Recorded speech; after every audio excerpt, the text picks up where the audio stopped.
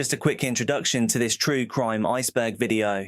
We will start off on the surface level, sharing cases that are truly horrifying, and we will make our way down to the stories that will make you question humanity itself. Get comfortable and settle in for the next 2 hours. Let's dive in. As the police know themselves, and you yourselves know, well, I was in Luton taking the kids to the pictures. I was a bit of a womaniser, but that's all.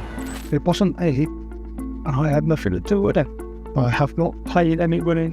I have not done it. This case spans an unbelievable 40 years. It exposes the very darkest of human nature. What follows is one of the most twisting cases I have ever covered. This is Dark Case Documentaries. Carol Morgan was born on the 26th of December 1944. She had 2 children, Dean and Jane, with her husband Richard Curtis. The family lived together in Swindon, England, UK. Carol was a devoted mother besotted with her children, and she was also a loving wife. Still though, despite her best efforts, her marriage to Richard was rocky and they subsequently divorced. Carol remained with her children in the family home, and Richard's involvement in their lives eventually dwindled. As a result, Carol began seeking support at an organisation for single parents called Gingerbread. The organisation seeks to help single parents with financial, emotional, and practical needs through their helpline and community outreach. It was through Gingerbread that Carol met a man named Alan Morgan, a man 5 years younger than her. Alan's affiliation with the organisation is kind of unclear. However, not long after meeting, the two started dating, and by 1977, 5 years after her divorce from Richard, the new couple were married. They appeared happy, and Alan moved into Carol's family home with her and the children. She was excited for her life to start all over again. In December of 1979, Carol and Alan bought a small corner shop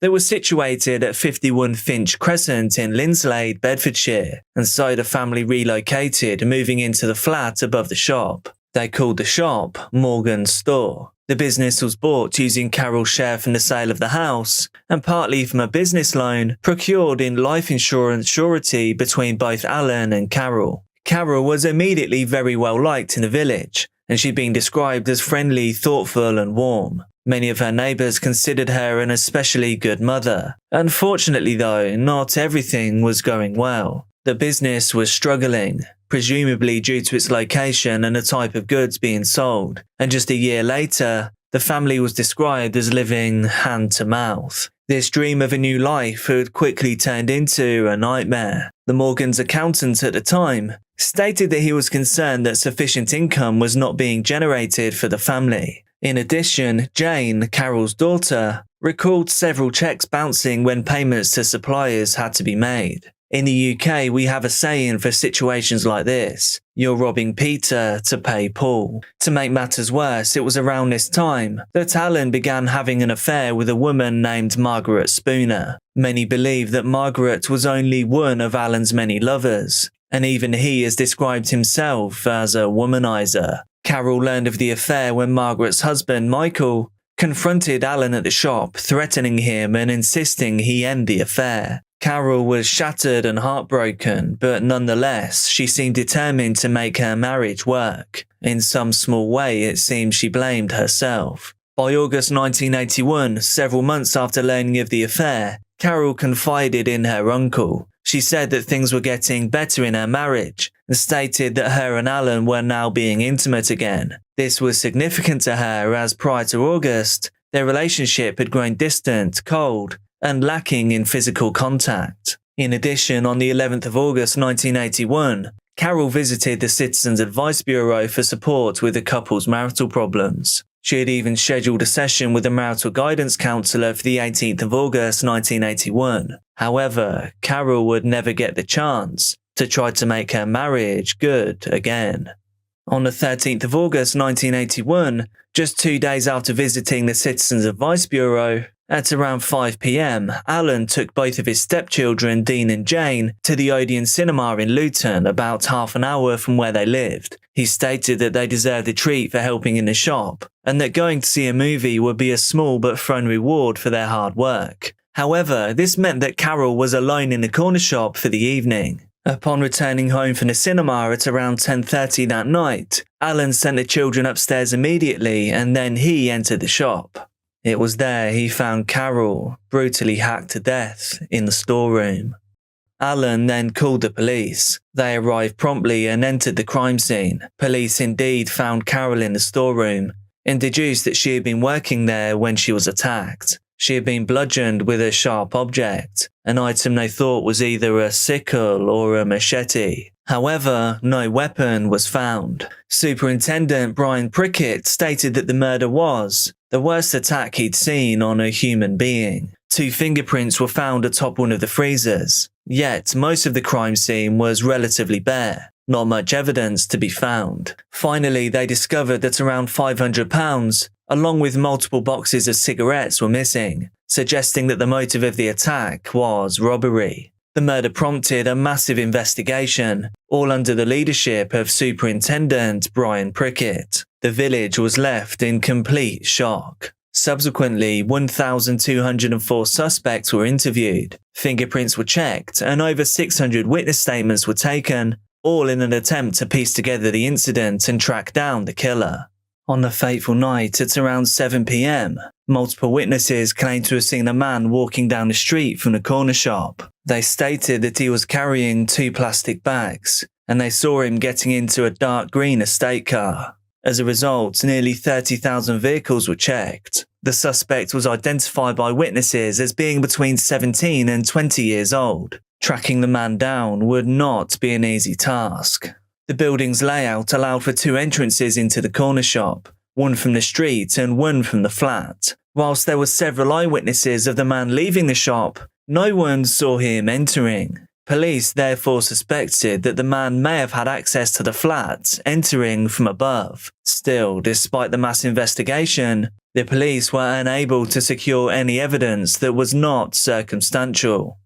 There had been several attacks and murders of a similar nature, all on female shopkeepers in recent months, and police feared that they may have a serial attacker or a possible serial killer on their hands. In April 1981, Susan Sheen was attacked in the shop that she owned, sustaining several cuts to the head by a sharp, heavy object. Thankfully, she recovered, but did not identify her attacker. The following year, in January 1982, another incident took place. Dora Pratt, who was 76 at the time, was attacked in her flat above her shop in Ipswich. She was found unconscious by a police constable, having sustained blows to her head, and around £200 was missing from the shop. She regained consciousness in hospital, describing the attacker as a young man, aged about 20, with silver-rimmed glasses. Unfortunately, Dora did pass as a result of the injuries sustained in the attack, and her investigation eventually went cold. Carol's investigation, however, was still underway, although it wasn't promising. Still, Superintendent Prickett became convinced that they were missing something crucial, and so he turned his attention to Carol's husband, Alan. Prickett claims that he had initially suspected Alan, but the husband's alibi was airtight. He was at the cinema with his stepkids, and of course there was that tie-in with the other shopkeeper attacks. However, Alan began giving interviews to the press, and it was there that he was coming across as arrogant, and he was actually seeming to enjoy the attention. There's quite a few other people who won't shop here because they're afraid of being caught up in the gossip. What are they saying about you? It's been offhand that I killed my wife, and as the police know themselves, and you yourselves know, well, I was in Luton, taking the kids to the pictures. What grounds do they think they've got for saying that? Well, because I was happy-go-lucky, I suppose. I was a bit of a womaniser, but that's all. That's the only reason. How did the death of your wife affect you? Affect me? Well, I closed the business for 7 weeks while the police were investigating it. I lost a lot of stock throughout, and I've had to sell the business now at a loss. The kids are all right, but I think myself and the kids think that it would be better to get away because it's their future. They've got to live with a shadow over them all the time. Are the police any nearer, in fact, catching the person that did kill your wife? Well, they're saying they are because they're eliminating people all the time. So they must be nearer to catching the person. If ever they do catch the killer, will you come back here? I don't know. It all depends. I'd like to get hold of the killer though. That's what I'd come back for. He also showed no indications of remorse or grief for what had happened to Carol. In fact, one of the reporters who interviewed him later admitted to feeling suspicious about him, attributing his doubts to Alan's unusual responses and steely demeanour. He also moved in with his mistress, Margaret Spooner, soon after Carol's death. Superintendent then recalled that on the night of Carol's death, Alan seemed unusually calm and displayed no signs of upset despite the death of his wife. He also noted that it was suspicious that Alan had sent his children upstairs immediately once they arrived home without saying goodnight to their mother, suggesting that he may have known what he was about to uncover and did not want them to find their mother's body. Many of the community members also noted that it was strange for Alan to have taken the children to the cinema in the first place. They stated that he never spent time with them alone, and certainly was not known to treat them. Prickett began to believe that this was Alan's way of ensuring his cast Alan alibi, and not just a fun night out. In addition, officers discovered that Alan had withdrawn a large sum of money the night before the attack, and made a large order of cigarettes a few nights before the incident. They also knew that it was likely that the killer had access to the flat, and that, in lieu of witnesses seeing him outside, he must have entered the shop from upstairs. Finally, law enforcement also became aware of the fact that a few months before her murder, Carol had changed her will, leaving everything to Alan. By this stage, Superintendent Prickett believed Alan was involved in his wife's murder. He suspected that Alan had paid the attacker and conspired to kill his wife for her life insurance and his inheritance so that he could start a new life with his mistress. However, all of this evidence was again deemed circumstantial. All that Prickett had was a hunch, so Alan was never charged. Instead, the case went cold. 40 years passed and it was now 2018. Cold case investigator Detective Superintendent Carl Foster, along with his team, began reviewing cases. And Carol Morgan's case stood out. They started by re-interviewing every living witness who was interviewed in 1981. The process of reviving Carol's case was painstaking, but Superintendent Foster had a hunch they could crack the case. 3 years later, in 2021, Jane Bunting would make a startling revelation. Detective Superintendent Foster stated that when he knocked on Jane's door, she opened it and then said, "I've been waiting for you to come visit me for 40 years. Jane revealed that when she was 17, Alan approached her in a pub and discussed the various ways that he might kill his wife. She claimed that he said he hates Carol and doesn't want to be married to her. She says he also stated that he wished she were dead, and wouldn't an accident be nice? Furthermore, Alan asked Jane whether her boyfriend at the time, who had previously been in jail, may be willing to help. Jane stated that she was shocked and appalled, and she left the pub immediately. It wasn't and I had nothing to do with it. And you had a new woman that you moved in with, yeah? Margaret, Ken. And I say you, someone that you'd already been having sex with. But now you could carry on a relationship with her without any complications at all. The You said the police weren't looking at you have been involved in this at all. nuns, quite nothing to that. I don't know. But you, after Carol's funeral, you just carried on. Never went back to the cemetery, is that right? No. Don't I ever do. So how did you know that the murder wasn't in the holiday? So why send the kids upstairs? How do you know the murder isn't upstairs? There's no joke by the kids downstairs. Those disappeared. So why send them upstairs? Because Pepper got in the bed. I don't know. Is it because you knew nobody was there? No. You knew this was going to happen? No. And you knew they'd already gone? What? The plan was they would lock up behind them, you'd give them a key. What's that? Was this the moan key? No, you tell it. I'm telling you now. No. I have not played any winning.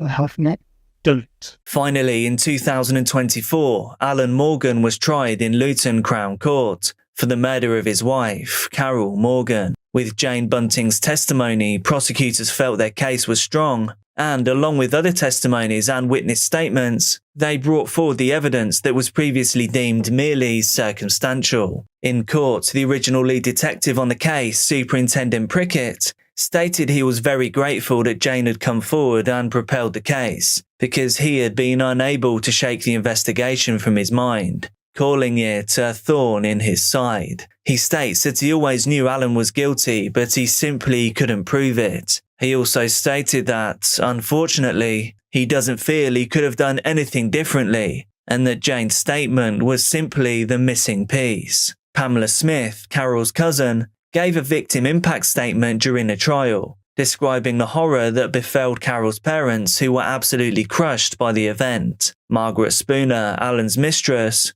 was also charged because prosecutors suggested that she knew about the plot. Tapes played during the trial revealed Alan shushing Margaret in a police van for fear of being recorded. He also wrote her a letter on the year of the murder, indicating that he desperately needed her trust. Carol's children were left motherless and spent the majority of their young lives raised by their stepfather and his mistress. Alan kept the children away from their grandparents, who had already suffered the loss of their only child. All of this time, Alan lived most of his adult life free, and he was financially secure due to Carol's life insurance and the money he received from Carol's recently altered will. Detective Superintendent Carl Foster suggested that Carol was effectively erased from all memory, including those of her own 2 children who have grown up without their mother, being raised by the man responsible for her death. After an exhaustive 2-month trial, the jury broke away and deliberated. Margaret Spooner was cleared of all charges.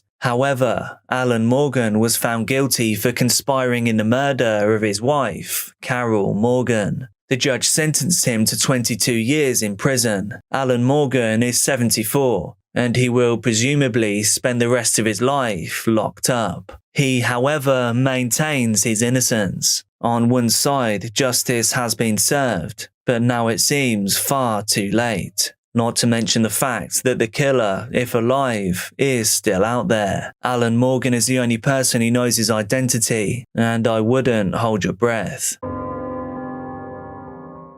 Falling in love should immerse you into a world of safety, a place where you can be yourself, somewhere you will be encouraged to be the best version of yourself, giving the same to your partner too. However, some people simply don't know what love is. They are incapable of anything beautiful. Instead, whether through nature or nurture, they use love to control and even to kill. Holly Gazzard was a 20-year-old woman with a spirit as fiery as her vibrant red hair. Growing up in Gloucester, UK, Holly was described by her friends and family as energetic, as vivacious, easy to like, and having a zest for life that left a lasting impression on every person that she encountered. She was born prematurely, tipping the scales at just over 5 pounds. Holly was a gift to her mother Mandy, father Nick, and her sister Chloe. She was so small when she was born that her father had to purchase doll's clothes. This was until she could fit into the newborn sizing. Holly's mother described her as vibrant, lively, caring, loyal, saying that she was simply lovely to be around as she grew up. To her, Holly wasn't just a daughter. She was a best friend who had an impact on her that was unforgettable. Whether you met her or merely caught a glimpse of her, Holly's infectious energy, beaming smile and positive influence were impossible to ignore.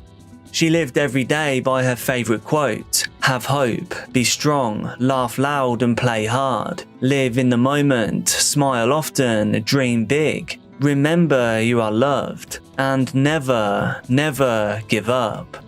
A determined and successful individual, Holly served as an inspiration to others, cherished by her family, friends and colleagues. While she shared her father's passion for Manchester United and English football team, Holly's true passion lay in the world of hairdressing. In November of 2012, She secured a place at the Steiner Training Academy in London, and there she was set to begin in March of 2013. Before starting this new chapter, Holly accepted a job at Zest Bar. Her outgoing and bubbly personality made her a perfect fit.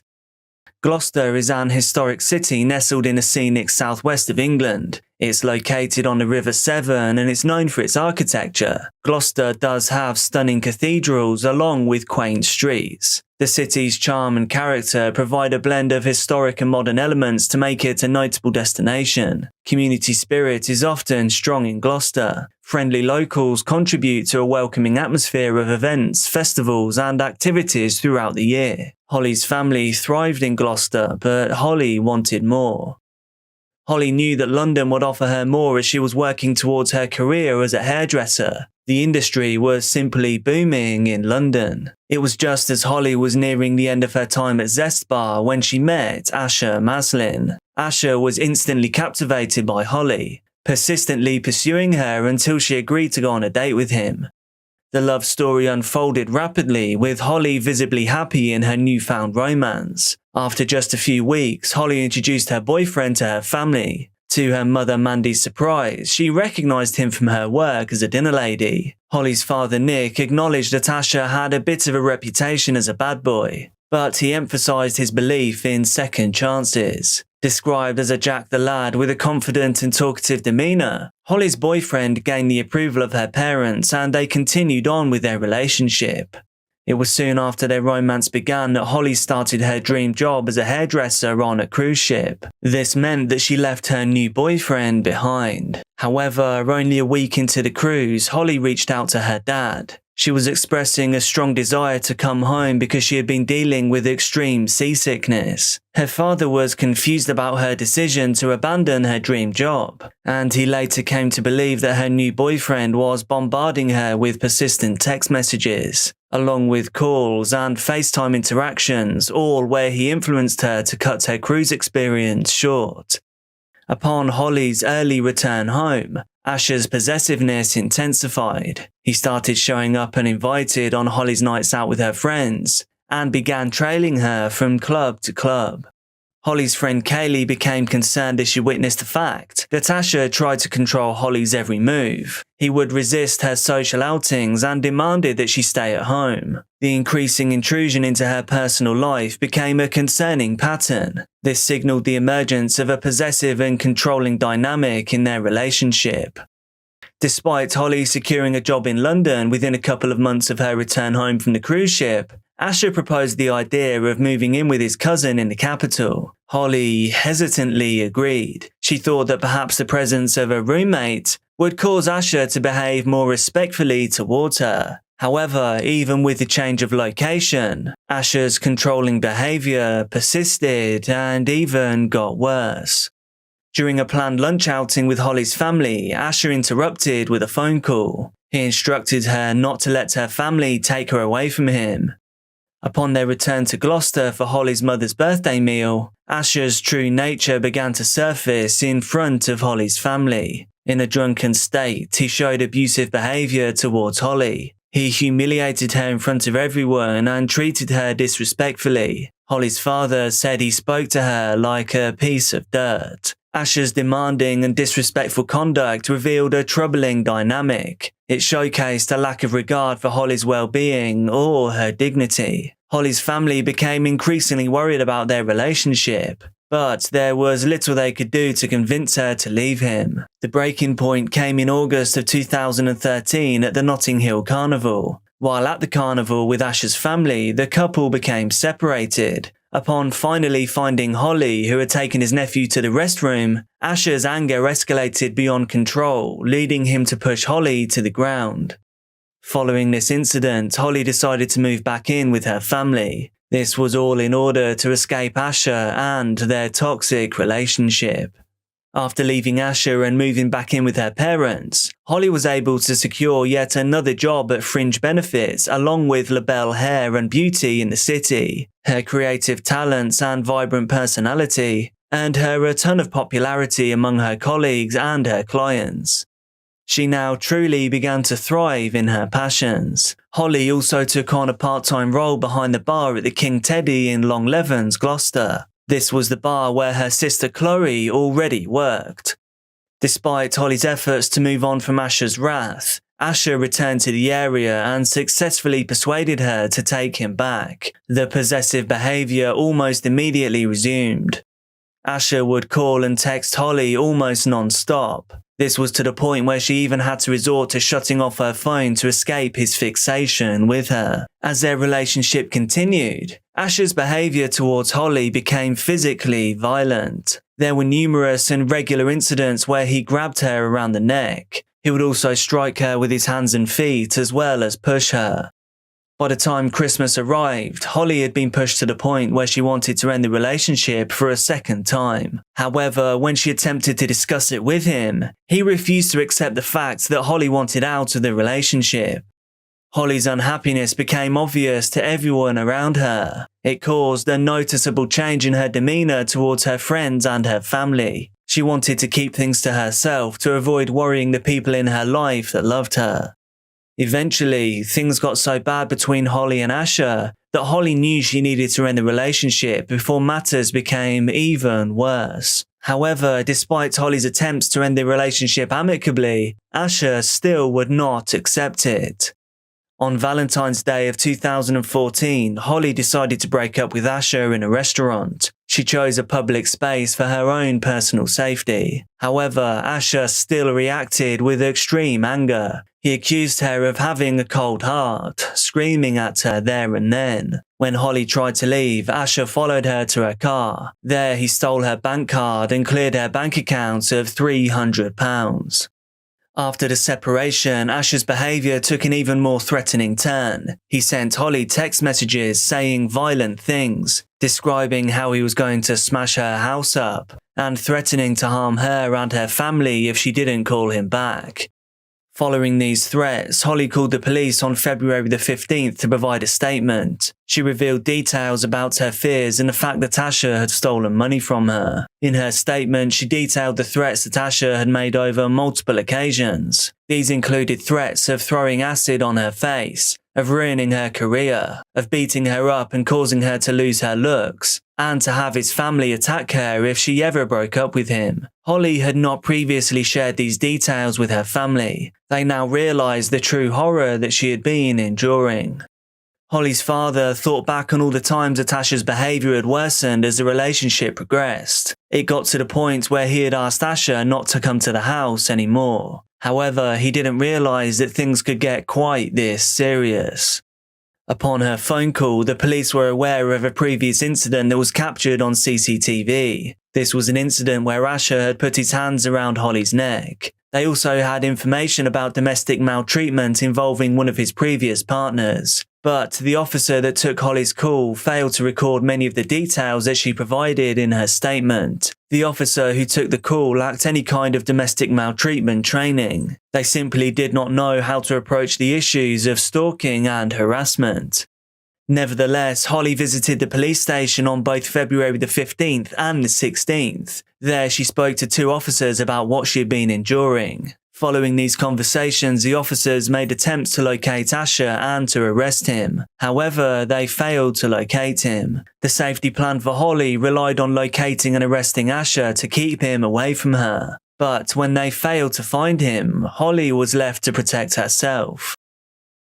On February the 18th, just 2 days after Holly's last visit to the police station, Asher somehow found out about her correspondence with the police. In response, Asher took his DVD player to a pawn shop. There he sold it for just £5, and then he used that money to purchase a sharp implement. While Asher was doing this, Holly was telling one of her customers, Elma Rogers, how she was scared to leave her house apart from going to work.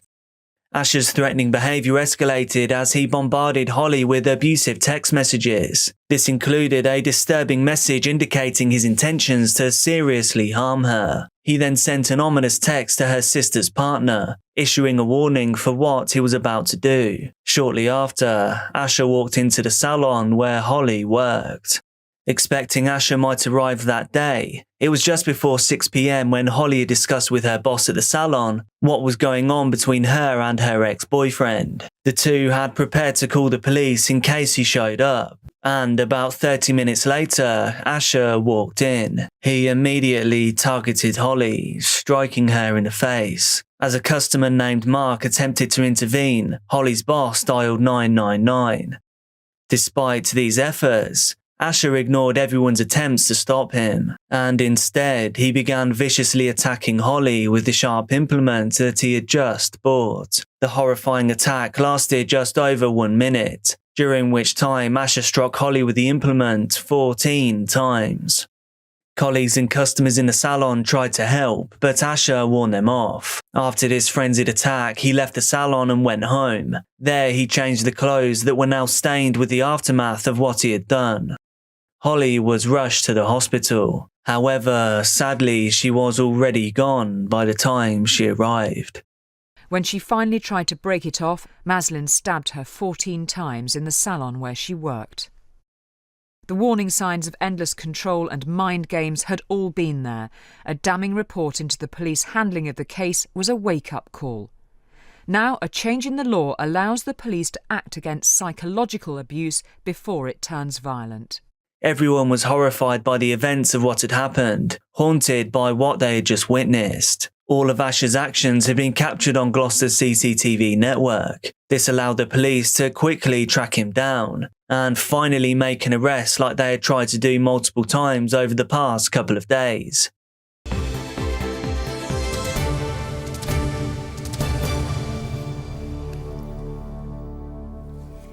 Good evening. Hundreds of people gathered at Gloucester Cathedral today to say a final goodbye to Holly Gazzard, the 20-year-old hairdresser who died after being stabbed at work. Speaking at the service, her grandfather said she lit up the lives of everyone she came into contact with. She made everyone smile. Our Gloucestershire correspondent Ken Goodwin reports. Hundreds of people turned up to Gloucester Cathedral to say goodbye to Holly Gazzard. Her mother, father, sister and grandparents escorted her coffin into the building. Holly's grandfather, David Jenkins, described her as a beautiful young woman who lit up the lives of everyone she met. He read out a verse from Holly's sister Chloe, which said she wished that she could climb up to heaven and bring Holly back down with her. What it meant to lose you, no one will ever know. Afterwards, as Holly's family attended a private cremation service, those who knew her said she was a very special person. Bright shining star, beautiful, beautiful girl, lit up a room when she went in, and she had a tiny girl, massive personality. She was just wonderful. She just lit up everything. She was just fantastic. We are quite a close-knit community, and I think what Sally said there, we are all very struck, and it's hit so hard. With all of the evidence against him, police were able to use the CCTV footage to piece together exactly what had happened. This also allowed them to recover the weapon that Asher had used in the attack. The arrest came quickly, as did Asher's trial. During the court proceedings, Asher pled guilty to the crimes he committed against Holly. Holly's family read victim impact statements. These included the horror they had endured as they learned of their daughter's passing at the hands of a man who had also threatened their lives. The judge characterised Holly's attack as a merciless ending to a beautiful life. They handed down a life sentence to Asher Maslin, with a minimum term of 24 years to be served.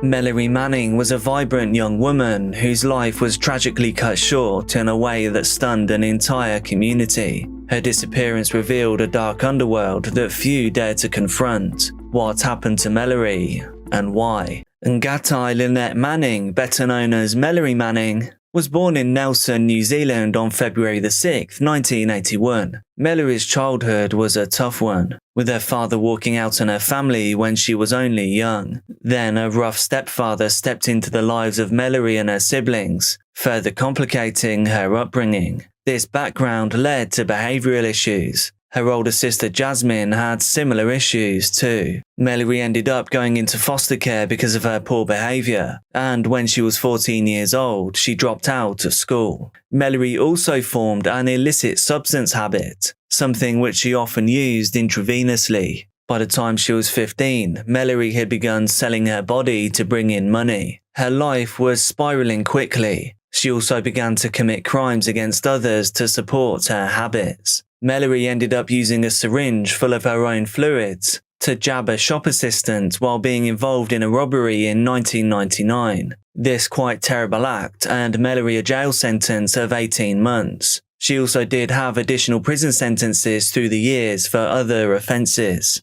In July of 2008, Jasmine, who had lost touch with Mallory after going into witness protection, sadly ended her own time on this earth. Jasmine's early demise impacted Mallory heavily. She decided that she didn't want to end up like her sister. In an effort to straighten out her life to avoid the same fate as Jasmine, Mallory decided to quit escorting and try to quit illicit substances with the help of a treatment program. Hoping to live a cleaner lifestyle, Mallory was considering her next steps and thought about studying art. While she was weighing up her options, she was also planning to conceive a child with her significant other. During this time, she moved in with her mother. Despite her intentions to rebuild her life, living clean was difficult for Mallory. She had lost her income when she stopped escorting, so now she was struggling with poverty too. The Christmas holiday season of 2008 was approaching, and Mallory was unable to buy presents for her loved ones, all because the circumstances of her life had led up to this point.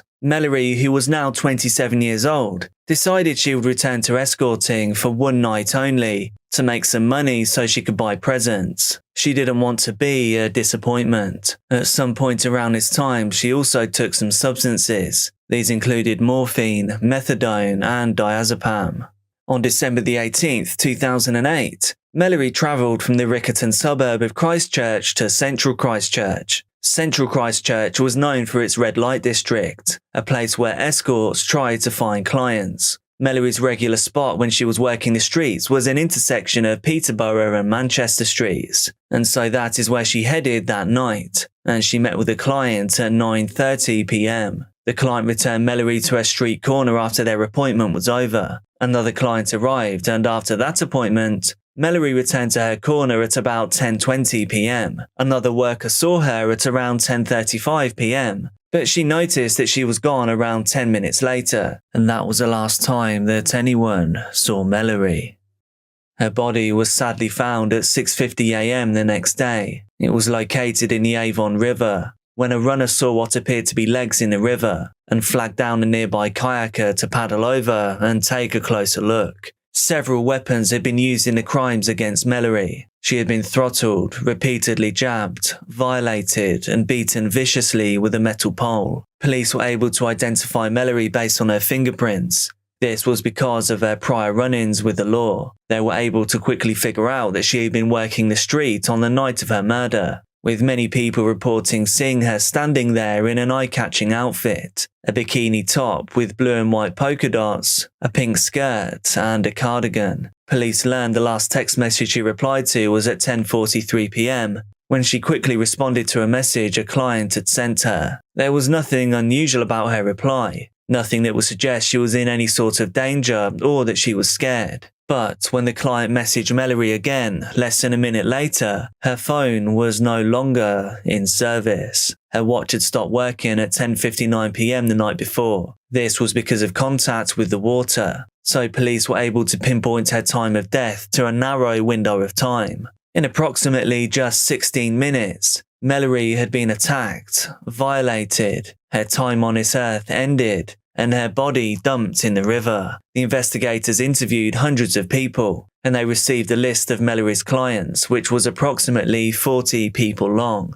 Police were able to clear both of the clients that she had seen shortly before her demise. Witnesses reported a dark vehicle that was potentially linked to the crime because it was spotted near the place that she had been found, and at around the same time that the crime was believed to have happened. Police knew the murder wasn't a result of a robbery, because Mallory's purse was still over her shoulder when she was found. There were a lot of possible people of interest in this case, including men who frequently picked up the local escorts. Despite many leads and an intense investigation by police, the trail of the killer grew cold.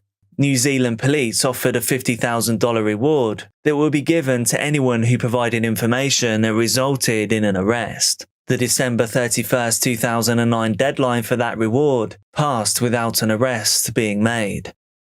Police would occasionally announce new developments, keeping the crime fresh in people's minds. One announcement said that they had found grass seed on Mallory's cardigan and sent the seeds to Dallas Mildenhall, one of the world's top pollen scientists. Mildenhall noticed through his microscope that some of the seeds had a rare second pore, and so police asked him to examine grass samples from a place they had suspected as a possible murder location. In a stunning break in the case that was announced in December of 2010, the analysis of those seeds helped police pinpoint the location of the murder. Mallory had been killed at a property on Galbraith Avenue. This was located in Avonside and was a known gang hangout. The hangout was used by the Mongrel Mob, the largest street gang in New Zealand. Although New Zealand is known overall as a safe country to live in, gangs are still a problem there. The Mongrel Mob was known to demand money from street workers as a kind of tax for working on any streets that they considered as theirs. Another escort told police that Mongrel Mob members were telling the women working the street that night to share their earnings with them, with the understanding that there would be consequences if they didn't. The gang members were forcing the working women to pay $20 each for each client they saw. Police began to look closely at the members of the gang because of the link to the crime scene. They suspected that more than one person was involved, partly because of the short time frame of the crime, and the moving of Mallory's body would have been hard to carry out with just one person. The case seemed to go cold though, and time continued to pass. On March 29, 2012, more than 3 years after Mallory's death, police finally made an arrest in the case. They charged Maua Fawcett, a 20-year-old Mongrel Mob prospect known on the streets as Muck Dog, with Mallory's murder. At the time of the murder, Fawcett was 21 years old. He resided in Christchurch and had ties to the property in Galbraith Avenue, the location where the murder had occurred. He wasn't officially a member of the gang at the time of Mallory's murder, but he had the gang's symbol, a bulldog, tattooed on his cheek in anticipation of becoming a full-fledged member. Police had zeroed in on him early in their investigation as a potential suspect because he made a confession stating that he was involved with the attack during intensive police interviews. Fawcett met with police 11 times for interviews during a 3-year stretch. In one of the interviews, Fawcett told police that Mallory had been brought to the Galbraith Avenue property with the intention of carrying out a planned hit because she hadn't paid the debt that she allegedly owed the gang. Police believed that she was ended for this debt, although they weren't sure whether it was a $20 per fee client the gang was charging, or if it was an unpaid illicit substance debt. Fawcett, who was being initiated into the gang, said that he was supposed to carry out the attack, but according to his story, he wouldn't do it. During another interview, he said someone had given him a metal pole and instructed him to hit Mallory with it. Fawcett told authorities that he closed his eyes and struck her as he'd been told. No, I'm haunting time. I can feel it. I feel it every day. I try and hide it away too. It's just worse. It's worse and worse every time I think about it. Yeah. In subsequent interviews, his story frequently changed, and at another point, he said he wasn't there at all when Mallory was attacked. From my head just going, just let it out. You've told me one story. Right? Yeah. That you now tell me isn't true.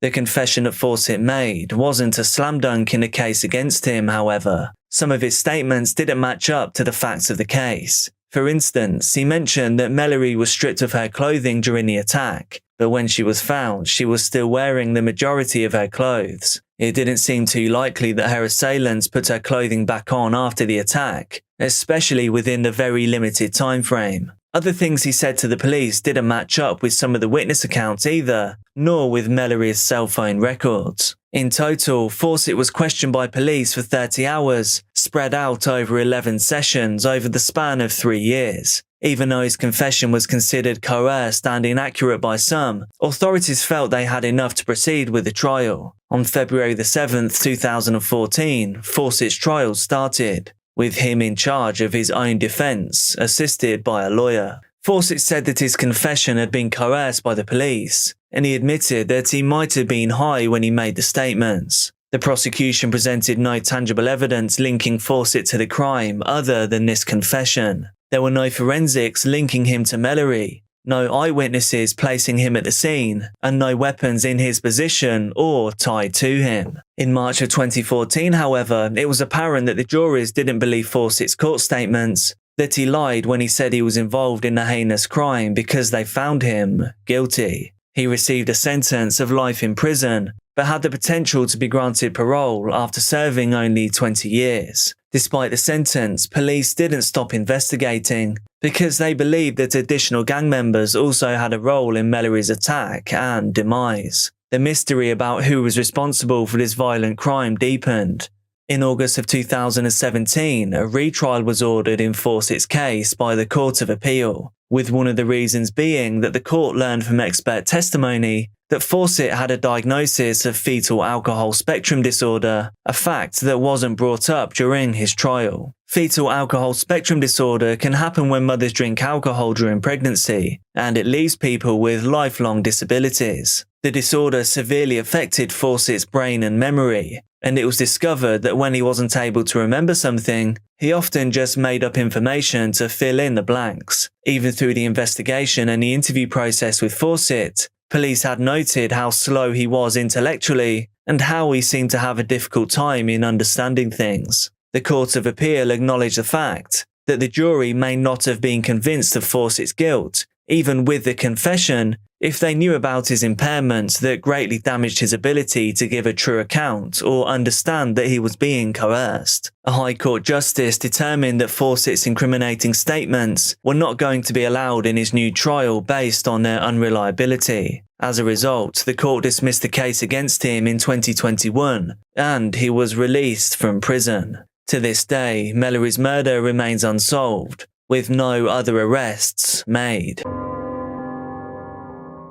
Gavin Smith was a Hollywood insider, living the high life as a studio executive, but one night he vanished without a trace, leaving behind more questions than answers. Was it a calculated disappearance to escape from reality, or something far more sinister? This is a story of a man whose secrets may have cost him everything. Gavin Smith was the ultimate Californian man. He was rugged, tanned, with sandy blonde hair. His brother Greg described him as being the type of guy that all the girls wanted and all the guys wanted to be. He was a natural athlete and stood at over 6 feet tall, making him a natural fit for basketball. In college, his interest in the sport deepened and he was selected for the UCLA team, under the guidance of the legendary college basketball coach John Wooden. The team won the 1975 NCAA championship. Thereafter, he played for the University of Hawaii, where he set, and still holds, the school's single-season scoring record of 23. That is 4 points per game. Overall, he was well liked by his teammates. He was known to bring his dog along to games, and he was considered positive, talented, and dedicated. However, when Gavin was not drafted to play professionally for the NBA, he was devastated and even spent a few days by himself in the mountains to cope. After some reflection, he moved back to California, feeling slightly deflated but ready to move on. He decided now to try his hand at acting, and he landed a few bit parts in films such as Glitz and Swinging in the Painter's Room. Still, the acting work alone was not financially viable, so he also started working as a stuntman. On the set of the well-known television series Remington Steele, he suffered a very serious back injury that left him out of work, and eventually this led him to an opioid dependency. As a result, he started waiting tables. And it was around this time that he met his wife, Lisa. Lisa and Gavin had a whirlwind love affair and fell for each other instantly. Only after a few months, they were married. And shortly after that, Lisa was pregnant. They then had 3 boys together in rapid succession. Lisa's brother Ed described the couple's connection as instant chemistry and instantly in love. He also stated that Gavin's family was the center of his universe and he devoted his time to his kids. Things were going well for Gavin in his personal life, and soon his professional career also started to gain momentum. However, it was not in front of the camera as he initially thought.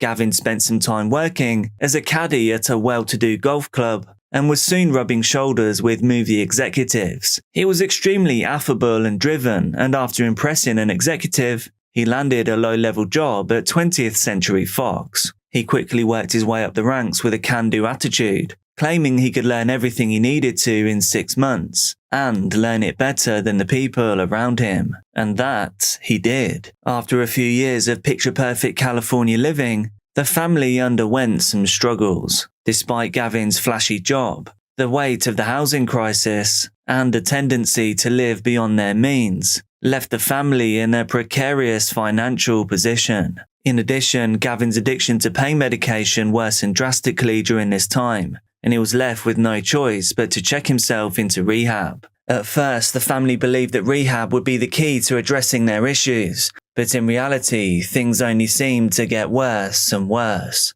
Chandrika Creech was a beautiful young woman in her early 30s, and she had checked into the same rehab facility as Gavin to tackle her own issues with alcoholism. Gavin led one of the group sessions that Chandrika took part in, and they became fast friends, and then lovers. Chandrika, however, was also married, so there was a lot of people out there that, if this secret came out, would be very hurt and very angry. Chandrika's husband, John Creech, was a dealer known for having a violent temper and for being abusive. He had previously been charged with an offence for storing large amounts of illicit substances in the couple's home. He pled no contest and admitted to being a middleman. After the extramarital lovers left rehab, they stopped seeing each other for several reasons. Firstly, wife Lisa had found out about the affair, and the couple was now trying to save their marriage. Ultimately, Gavin's affair was boiled down to just another element of his midlife crisis. Supposedly, it was around the time of the affair that Gavin started working out even more than he already did, and started dressing like a 20-year-old to go to rehab meetings. Still, the couple managed to sort things out, and they even went on a romantic getaway to Hawaii. However, there was another reason that the affair may have simmered down. After John, Chandrika's husband, saw some text messages from Gavin on her phone, he visited Gavin while he was still in rehab, and there he allegedly threatened Gavin, insisting that he stay away from Chandrika. John also viciously attacked his partner after he learned of the affair. It is very possible that this may have been the real reason that Gavin and Chandrika went their separate ways. However, about a year later, in 2010, Chandrika started emailing Gavin, and the two rekindled their love affair, at the very least by correspondence. Again, John found the emails and this time was increasingly furious. He emailed Gavin saying, "I'm going to get you, Gavin. Your wife is getting a copy of these emails. You're f***ed, you old prick." Gavin confessed about the emails to Lisa. He told her that John was a violent dealer and that he had been threatening him. Subsequently, they decided to change Gavin's phone number and email address, hoping this would be enough to put an end to this whole thing, but probably knowing that it wasn't. On December the 7th, 2010, Lisa tried to take control of the situation. She drove to John and Chandrika's home, and disturbingly, she did it with her oldest son Evan and her youngest son Austin. Then she sent the boys to ask John to back off, so that they could try to keep their family intact. The boys knocked on the door and John answered. According to Chandrika, she never saw them because they stayed at the door, but she could hear them talking and crying from inside. The boys apologized on behalf of their family, and Austin was heard saying, "I'm only in 8th grade. I'm too young to lose my dad." Lisa's controversial, insanely risky plan seemed to work. Although John told the boys that he had been having their father followed, and that he knew where the family lived, worked, and went to school, he also told them that by coming there, they had saved their father's life. John then added that so long as Gavin kept away from Chandrika, he would leave Gavin alone.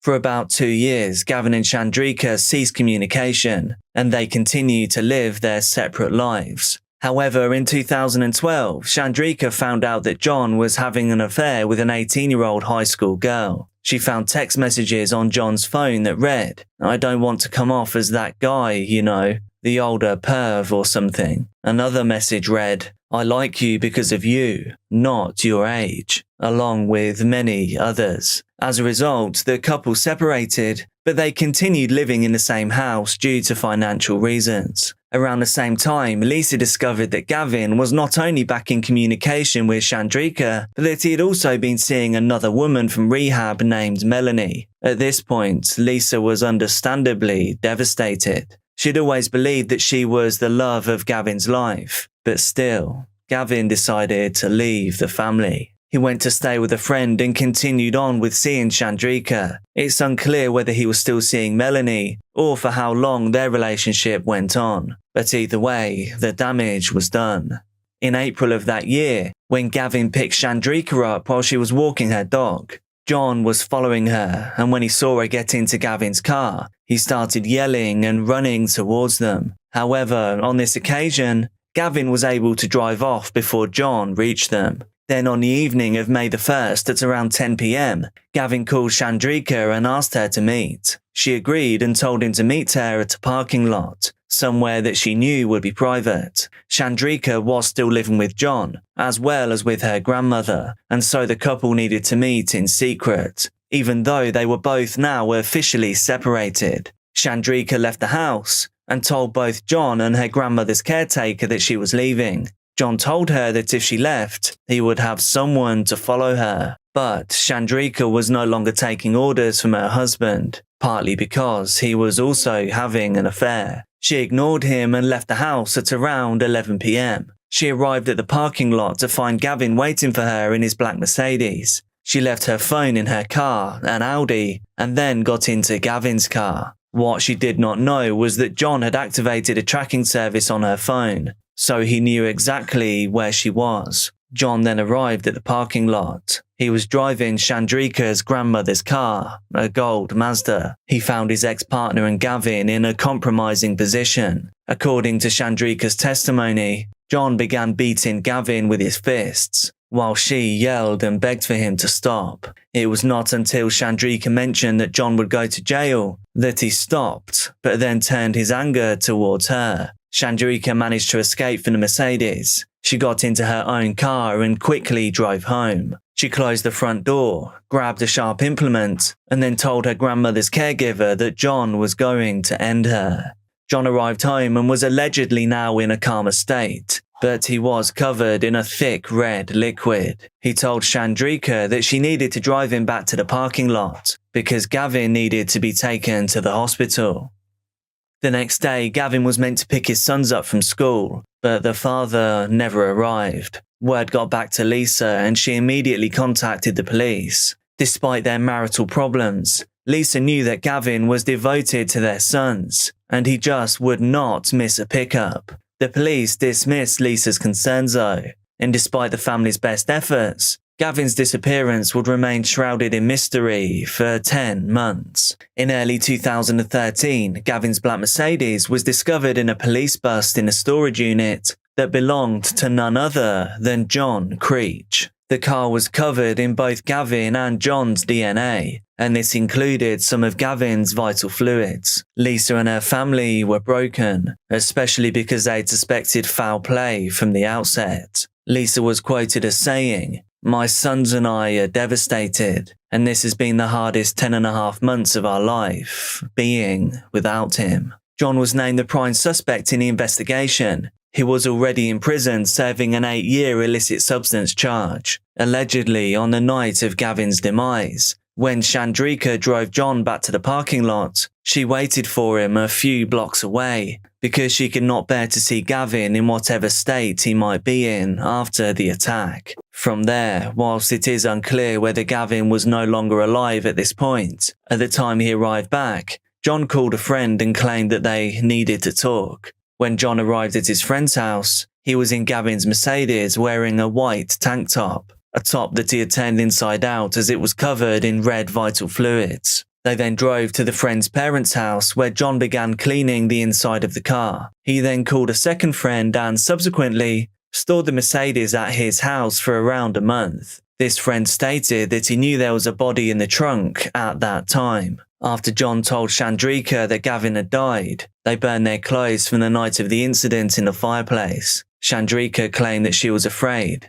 and that when she told John to call the police, he threatened her. Finally, John moved the car to a storage unit, one that was rented for him by Chandrika's grandmother's caretaker. The caretaker admitted that she knew that John needed a place to hide Gavin's car, and that the reason was that he had ended his life on that night. For 2 years, 4 accomplices and John Creech were the only people who knew exactly what had happened to Gavin Smith, all while his family reeled in agony. Yet another year later on October the 26th, 2014, a group of hikers finally stumbled upon Gavin's remains. They were buried in a shallow grave in the Angeles National Forest. While the family finally had closure, John was only charged in 2017. He was convicted of involuntary manslaughter and sentenced to 11 years in prison. After the verdict, Lisa collapsed, heartbroken, as a jury stated that he wholeheartedly believed that John did not intend to kill Gavin on that night. According to testimony from the trial, several accomplices, including Chandrika, were given immunity for testifying against John Creech and for helping to piece together the events of that evening.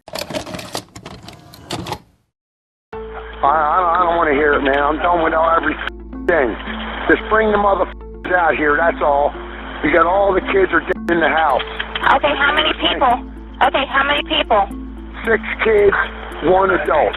Donald Charles Spirit was born in 1962 in New Jersey and was often just called Don. Not much is known about his early life, but in 1985, he met Christine Jeffers, who would become the mother of his children. They had their first child, Sarah, in 1988 and were married a year later in 1989. Then they moved to Jacksonville, Florida and had 2 more children, Josh, born in 1991, and then Kyle, born in 1992. Don was known for having a bad temper. Members of the community referred to him as strange, unable to keep a job, and violent, especially with his wife. Domestic abuse was a regular part of Christine's relationship with Don, and often their children witnessed it. Most of Don's life was spent at odds with the law. In fact, by the time he was 51, he had spent more than 20 years of his life in and out of jail. Sadly, a cycle that his family were born into, and that perpetuated for the rest of their short lives. Dating back to the early 1990s,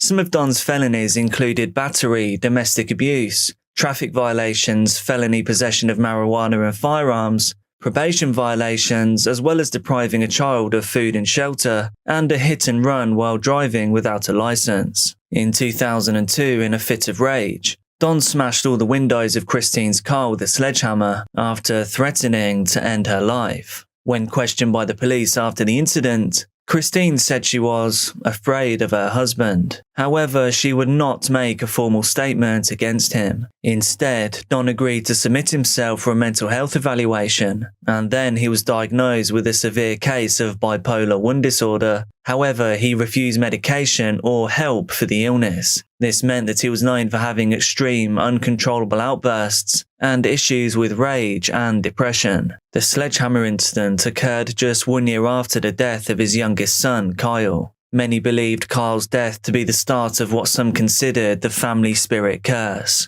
Kyle was referred to as a sweet and loving young boy who loved playing outside. He really enjoyed fishing, basketball and soccer, and he dreamed of one day playing for the NFL. His mother used to call him Sweet Pumpkin Pie, and when he was just a toddler, he asked her to call him Applejacks instead, and this became his nickname from then on. In 2001, his father Don planned a week-long hunting trip for himself and Josh. Initially, Kyle was not allowed to join them because Don thought he was just too young. However, Kyle begged, adding that he wanted to do guy things and to be included. He claimed that Josh always got to do the fun stuff while he always had to stay behind. Eventually, his father gave in and brought him along, but only if Kyle promised to stay in the hunting stands and just watch. Don insisted that Kyle was not allowed to handle a gun or to go out hunting with them. On November the 8th, the family arrived at Three Lakes Wildlife Management Area, which is close to Kenansville in Osceola County, Florida. They spent the next few days waking up at 5:30 a.m.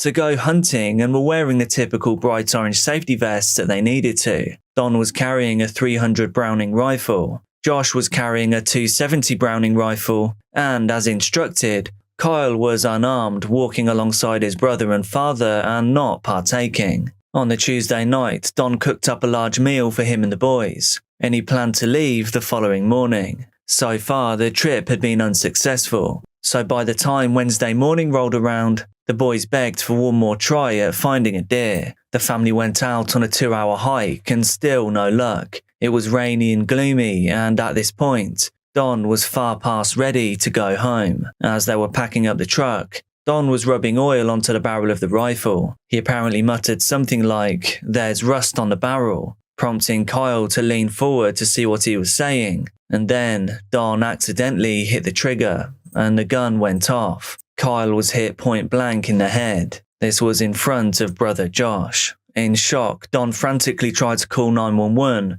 but there was no signal. He put Kyle in a truck and then drove back off the campsite to find help. A man named Mike Evans witnessed Don speeding and pulled over to the side of the trail. Once he saw what had taken place, he claimed that it was clear that Kyle was fatally injured. His life had barely started. Mike Evans stated that the incident was the most horrifying thing he had ever seen. En route to the campsite, Don eventually got through to Christine, and she contacted the sheriff's department, as did several of the hunters at the campsite who realized what was going on. Witnesses say that Don was lying over his son's body, screaming, and several of the hunters were afraid that he may end his own time on this earth, too. They tried to usher Don away from his son, but he was inconsolable. Others kept their attention on Josh, the son and brother who had witnessed this gruesome event. They tried to take care of him. One hunter told Josh that he would have to be strong now. Police arrived on the scene, and while many believe that the event truly was an accident, it was discovered that Don had previous felonies,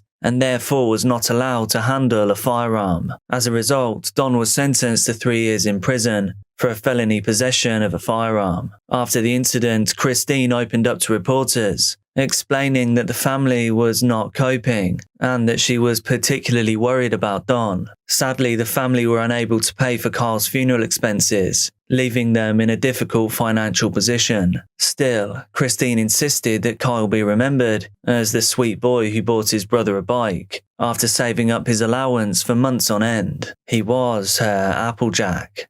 During the time that Don was in prison, the family moved to a mobile home in Bell, Florida, and their financial struggles only worsened. Bell is a small agricultural community. At the time, its population was just over 200 people, and the small community is known for being close-knit, even though the majority is living below the poverty line, and things weren't easy. Christine was concerned that Don may end his own time on this earth whilst locked up, especially whilst dealing with the grief of Kyle's death and missing several family milestones. Josh turned 13 and their first grandchild was born too. Sarah, the oldest of Don and Christine's children, became pregnant at 17 and was working at a fast food restaurant and a local grocery store. Just a year before Don would be released from prison, Christine filed for divorce after 20 years of marriage. After he was released, however, Don gained sole possession of the mobile home, and his daughter Sarah, now 19, already had 2 children with a third on the way.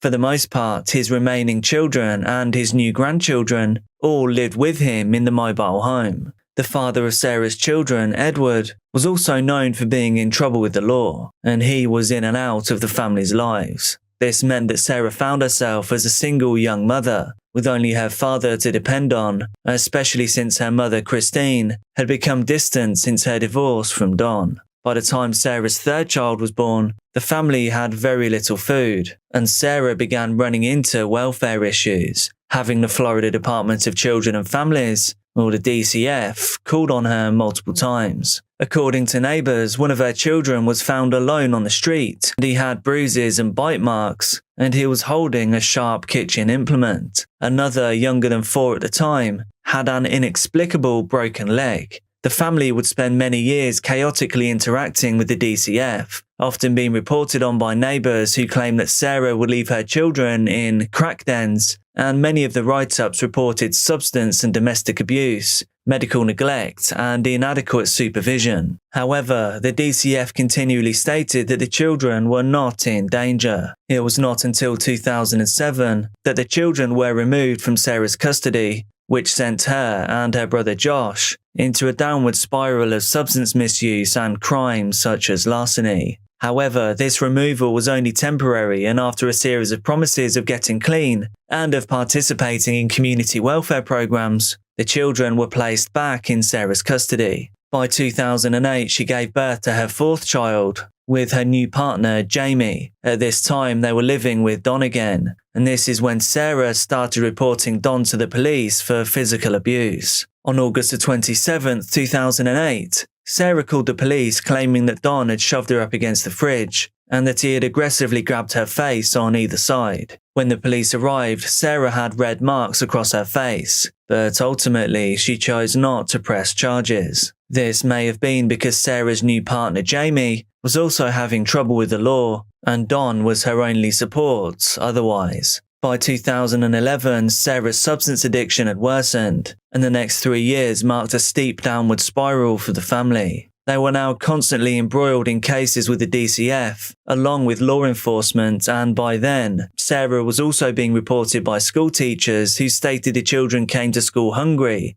dirty, and were often injured. One of Sarah's children, Caleb, had cut his foot open by mistake and it became infected after Sarah cleaned the injury with bleach and then wrapped it up in tape. All the while, Don's mental state was worsening too, and his frustrations with his daughter and her children grew. Neighbours stated that he was often seen yelling violently, and that the family were always having fights. It's unclear whether he saw the children as a burden, but he definitely had a strained relationship with his daughter and didn't agree with how she lived her life. Sarah had failed the Better Parent welfare program and now discovered that she was pregnant with her 6th child. As a result of failing the program, the state was less inclined to help her financially, and therefore it was around this time that Sarah, with the guidance of a family friend, Colleen Stewart, turned to escorting, a decision which then raged Don. On September the 18th, 2014, at around 3:30 p.m,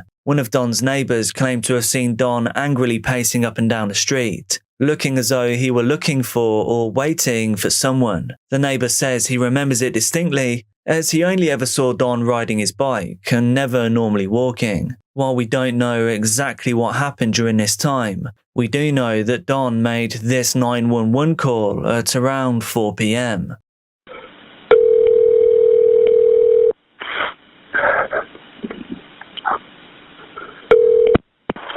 Gilchrist County 911, what's the address of the emergency? Yes, ma'am. I just shot my daughter and shot all my grandkids, and I'll be sitting on my step, and then when you get here, I'm going to shoot myself. What is the address that you're at, sir? 2550 Northwest, 25 Terrace, Don Spirit. Every one of them are dead. You said your name is Don Spirit? Yep. All right, Don, what kind of gun do you have? It doesn't matter what kind of gun I got. They're all dead, and then when you get here, I'll shoot myself, and then you figure out what kind of gun it is. How long ago this happened, Don? I don't want to hear it, man. I'm done with every thing. Just bring the motherfuckers out here, that's all. You got all the kids are dead in the house. Okay, how many people? Okay, how many people? 6 kids, 1 adult. 6 kids and 1 adult? Yeah. One of them is a baby.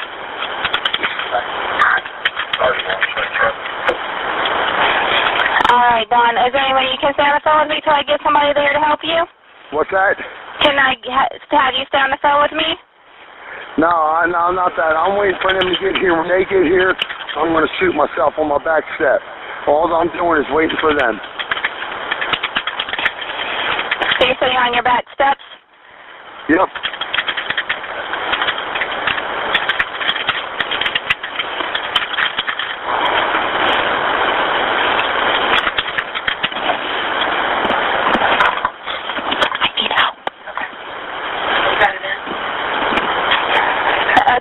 911.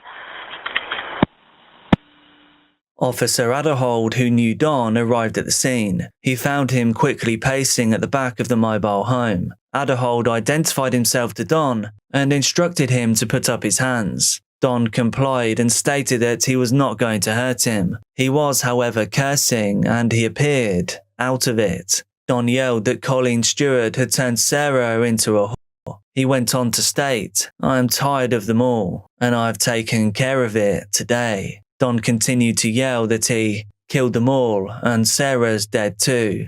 Eventually, more police show up, and Don became less responsive to their questions. Finally, Don used a .45 caliber handgun to end his own time on this earth. But that was nothing compared to what police would find next. When officers entered the mobile home, they found the remains of all 6 of Sarah's children, and this included her youngest, an 11-week-old baby girl. Sarah too was discovered under a tarp, no longer alive. It appears that she was running away when the trigger was pulled. She was just 28 years old.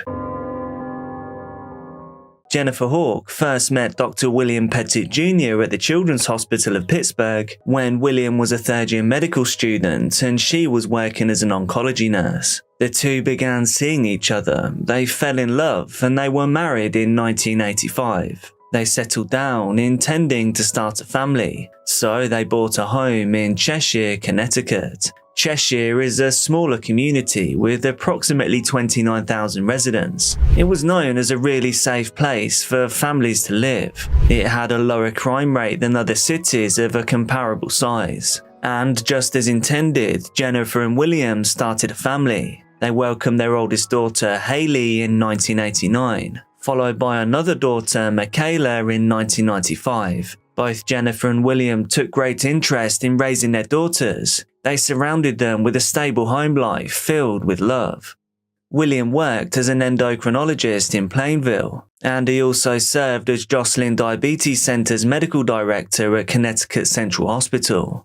After having her 2 children, Jennifer started work at a private boarding school, Cheshire Academy, as a school nurse. She was popular with the students as well as her co-workers, and it was a much slower, more enjoyable pace of life. She was a respected and beloved member of staff, as well as a dedicated churchgoer and a lover of music who played the guitar and the piano. The happy Pettit family filled their home with love and support for one another, and the whole family was loved throughout the community. Jennifer, who unfortunately at this time lived with multiple sclerosis, was deeply loved by her children and husband. After the diagnosis, the family rallied around her. They gave her unconditional support in her fight against MS. William sometimes slept on a couch downstairs so that he wouldn't disturb his wife's sleep since he went to bed later than she did. Daughter Haley started a fundraising team named Haley's Hope to raise money for multiple sclerosis research. She had just graduated from high school and was planning to go to Dartmouth College. There she planned on following in her mother and father's footsteps, as she was due to study medicine. Her sister Michaela was looking forward to taking over Haley's fundraising team and changing the name of it to Michaela's Miracle. Both girls are accomplished students who earned good grades in school, and they were active members of the student body. Michaela loved to cook and often made meals for her family to enjoy. The Pettit family really did seem like a blueprint for the American middle class. They were successful, loving, and very loved. On July the 22nd, 2007, the summer before Haley was going to head to Dartmouth, Michaela had decided to make dinner for her family once again. To grab the ingredients that Michaela would need, she and mother Jennifer went to a local store before then returning home. While they were at the store, the mother and daughter drew the attention of a man named Joshua Komizajewski. He was 26 years old and had a lengthy criminal history. After taking an interest in young Michaela, Komizajewski followed the mother and daughter home to see where they lived. Unlike the Pettit children, Komizajewski didn't show any potential for a productive life. He had been adopted when he was young, and in the 1990s, he allegedly repeatedly violated his own sister. In 1995, he torched a vacant Cheshire gas station, burning it to the ground. There were many indications that Komisarjevsky was a troubled young man, someone who enjoyed wielding power over other people, and someone that had a blatant disregard for other people's well-being and property. He began using hard illicit substances in his teenage years, and he had spent years in prison for his habit of committing nighttime burglaries. The young career criminal was paroled in April of 2007. This was just 3 months before he spotted Michaela in the grocery store. Komisarjevsky was in touch with another career criminal, Stephen Hayes. He was a man very much interested in making money in any way that he could. The two men had met at a halfway house, and like Komisarjevsky, Hayes had a long criminal history that first started when he was a teenager. Hayes also displayed violence and a disregard for other people. He allegedly violated his two younger brothers when they were little. He had a series of charges on his record, including burglary, possession, forgery, and larceny. Up to this point in his life, Hayes had been arrested almost 30 times. He showed no signs that he wanted to live any other kind of life. He too had served multiple prison sentences, and he had only been released from prison in 2006, when he was let go after serving only 3 years of a 5-year sentence for burglary. On that occasion, he used a rock to break a car window and steal from the vehicle. Komisarjevsky allegedly told Hayes about the young girl and woman, the mother and daughter that he had seen, and how he followed them to their nice home. The two men, who both liked to steal things that didn't belong to them, planned a burglary in which they thought they could make a lot of money. And after some planning, that is exactly what they did.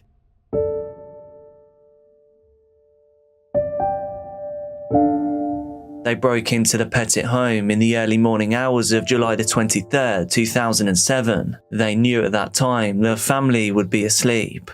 Komisarjevsky entered the house by going through an unlocked door in the basement, and whilst there, he grabbed a baseball bat that was sat next to the stairs. As they moved through the house, the two criminals spotted William. This particular night was one of those nights where William slept on the couch in the sunroom.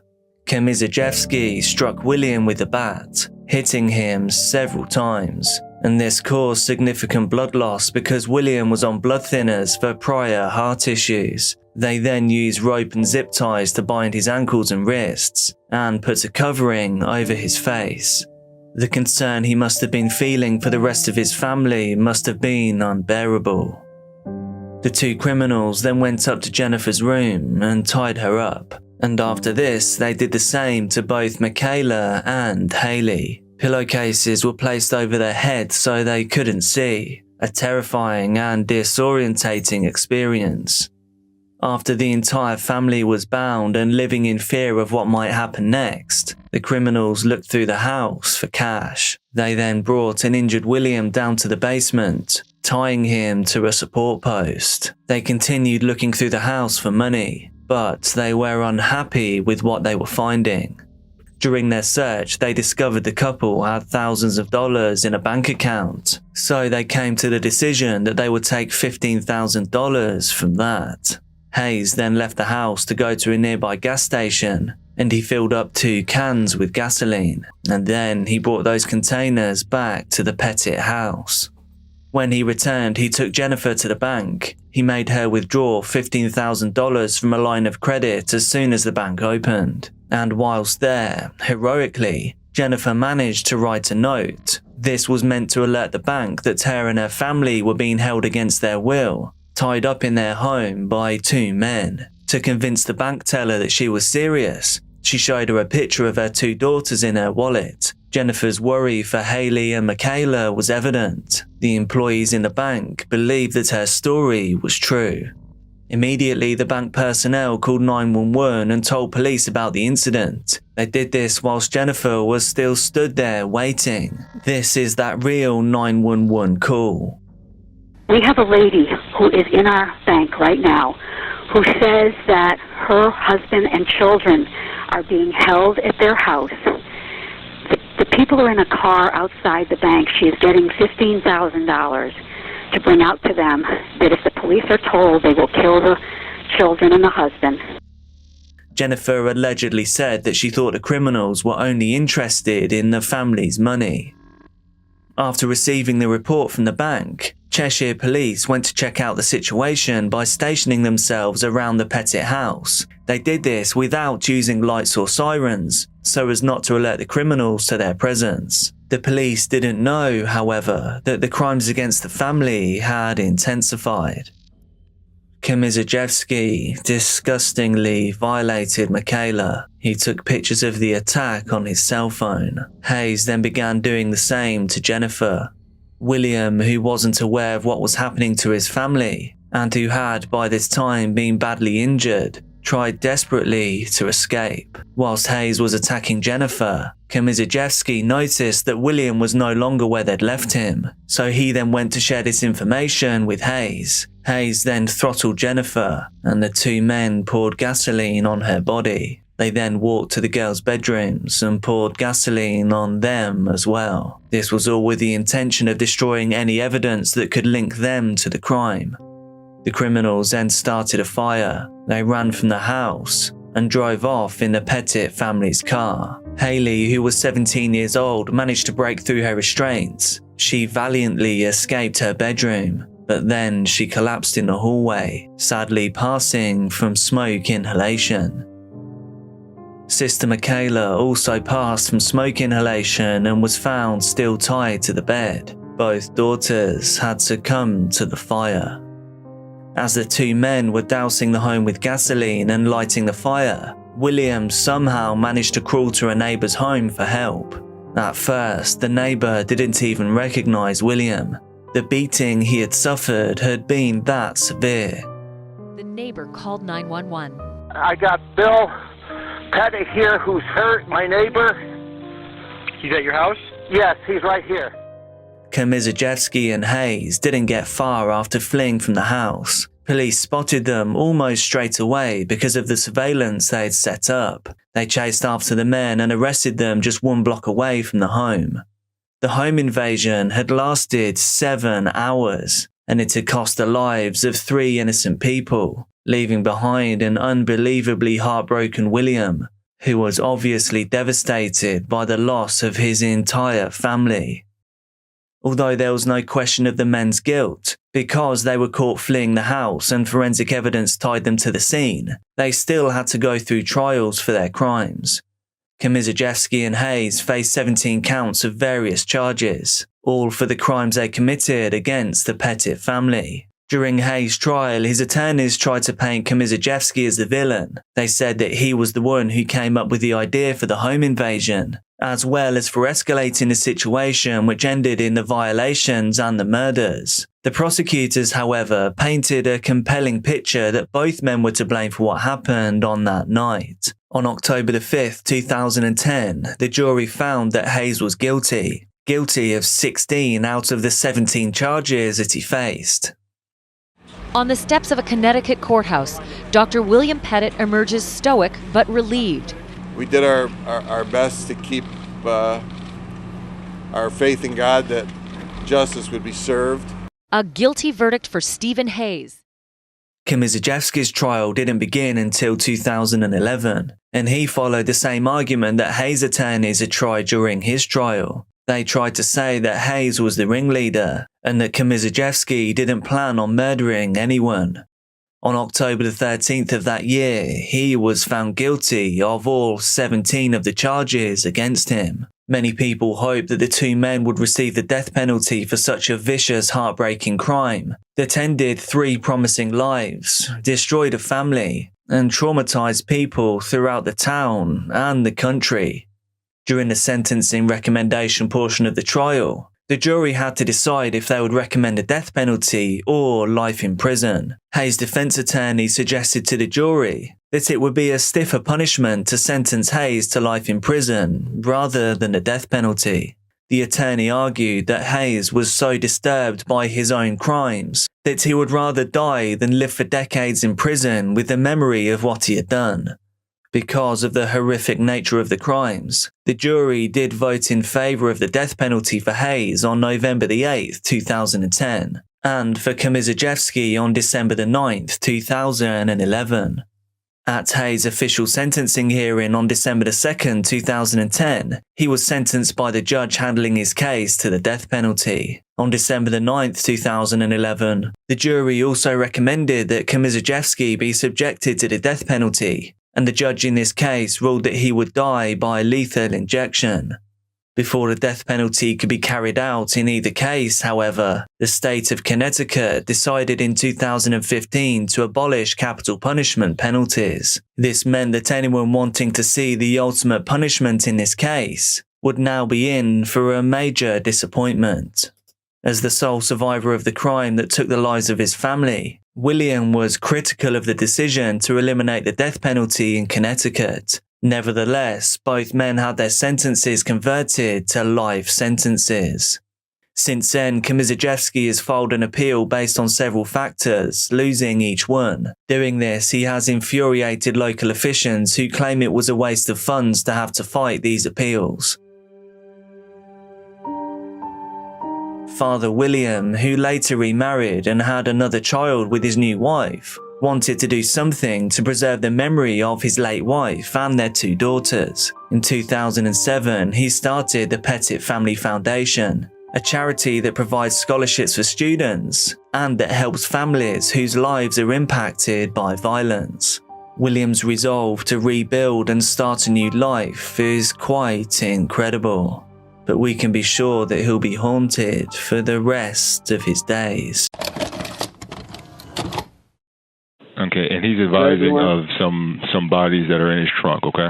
How old are the children? 18. The other one is 10. Then I have a 9-year-old daughter and a 5-year-old daughter. In October 2025, a father in North Carolina made a phone call that would launch one of the most disturbing investigations the state had ever seen. The call itself was almost unbelievable. But as investigators began looking into the family, they discovered something even more unsettling. Nobody seemed to know where the children were. Relatives had struggled to contact them, and even neighbors rarely saw them. The children were homeschooled and lived an increasingly isolated life inside a quiet house in Zebulon. As detectives started reconstructing the family's timeline, they uncovered a troubling pattern. Months had now passed without some of the children being seen. Then investigators discovered another detail that made the case even more bizarre. According to search warrants, the father had allegedly continued inviting people to the property, people he met on a dating app,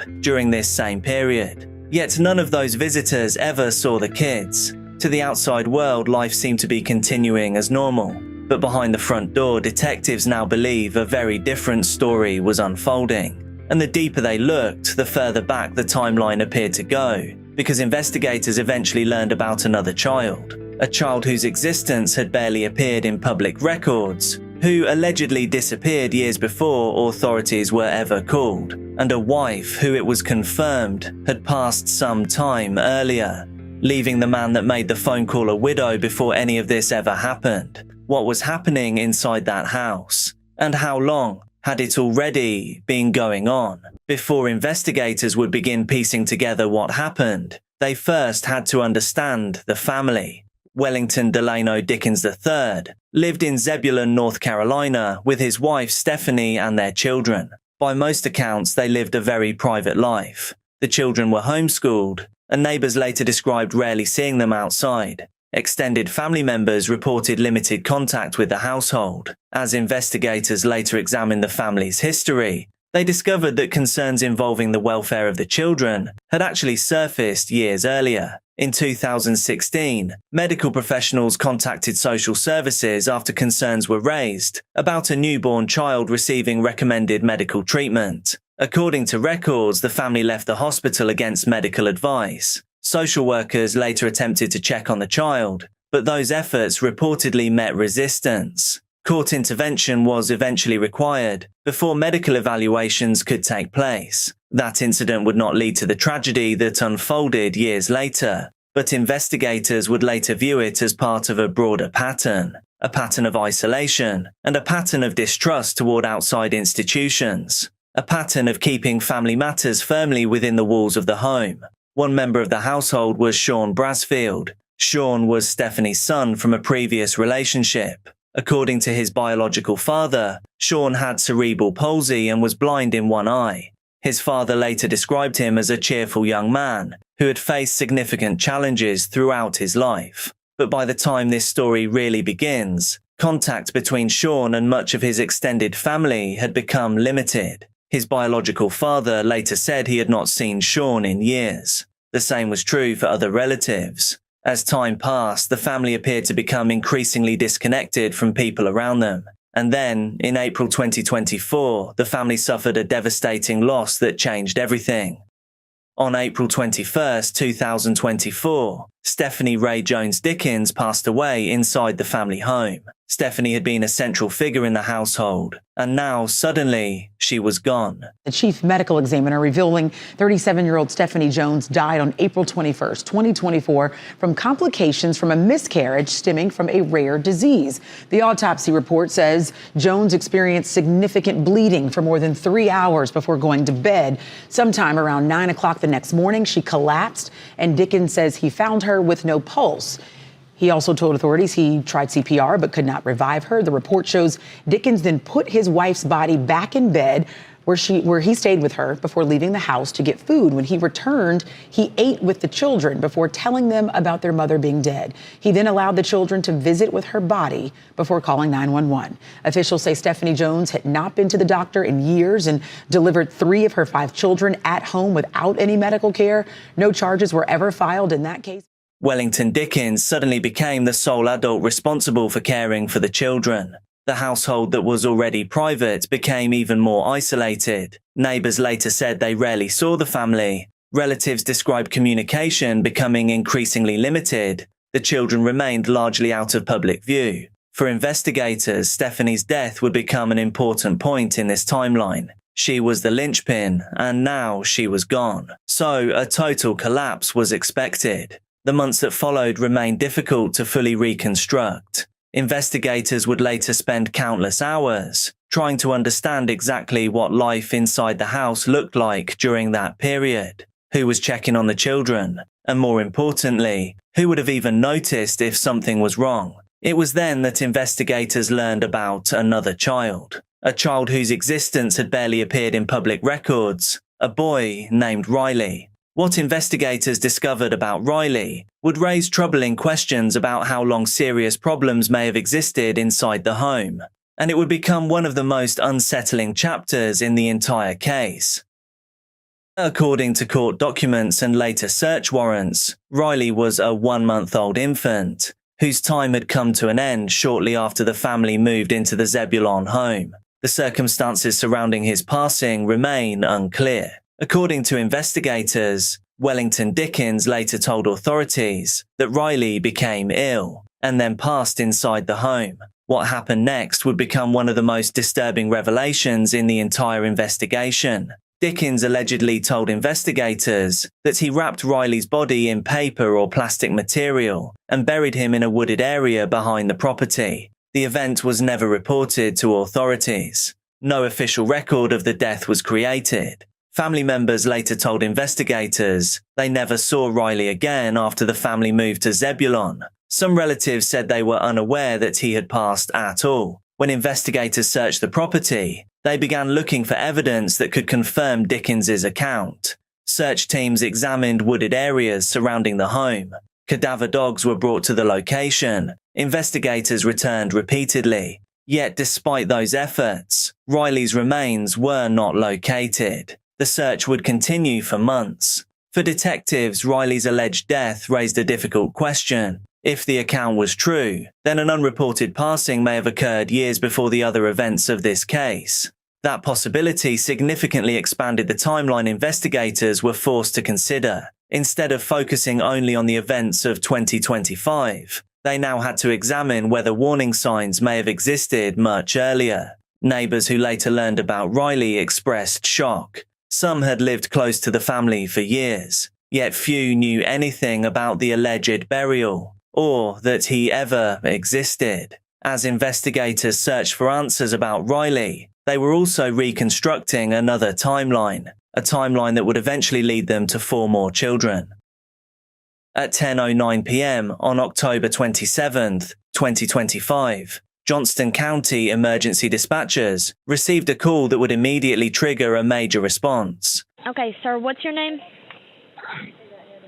Wellington Dickens.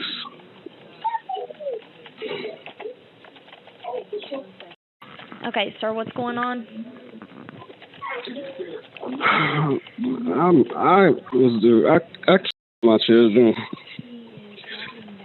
It's a lot to explain, but in a nutshell, it's all my fault. I'm not even going. It's my fault. It's bad. I didn't hurt them on some when I say just kill, I didn't use knives or nothing to cut nobody or shoot nobody or nothing. It started out as me over disciplining. That's it. And leaving them out to eat, leaving stuff out to eat. It's a lot of stuff. Okay, and sir, how did you do it?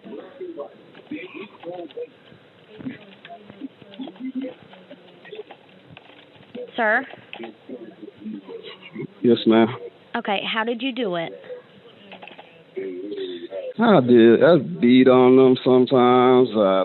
They didn't want to eat. I didn't force them to eat. I told them that it was a punishment not to eat. I did a bunch of different little things. I thought I was trying to. It's a lot of things, and I'm trying to just do the right thing because I left something. I tried to call a lawyer earlier, but I could have maybe called a lot more lawyers. I just did one. I should have just started calling all of them, and just trying to I was basically trying to turn myself in without it being extra. But like I said, if y'all want to do it extra, that's fine. I didn't know your procedures, and I'm not trying to tell you what not to do. How old were the children? Mm-hmm. Sir? Yes, ma'am. How old are the children?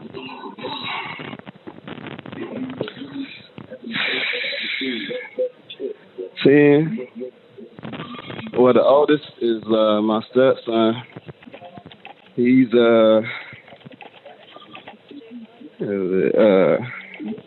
18. Okay, and the other one And then is 10? I got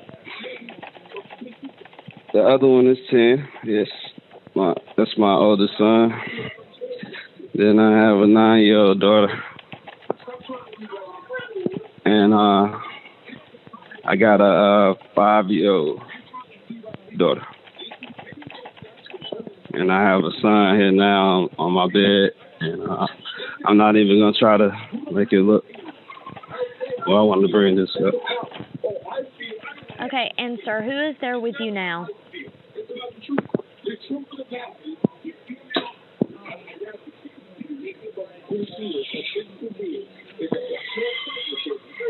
Sir?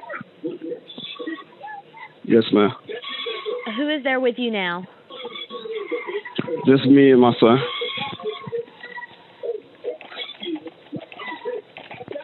Okay. And do you have any weapons on you? No weapons on me. I do have some knives here, but not on me. Like I said, if you want me to, I'll come outside in my underwear. I don't know what y'all need me to be. I'm willing to do whatever you need me to do. I never had this in my life.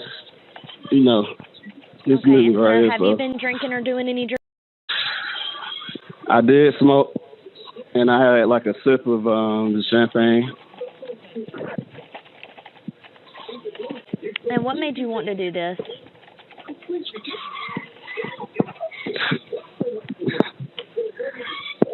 It's really not. It wasn't up to me. Like I had God just influenced me. Like that's it. It wasn't me because I got nervous and I didn't do it when I was supposed to, and I was being a coward. And I just was trying to let my children. You know what I'm saying? When that was me, I was supposed to make those decisions, and it just spiraled.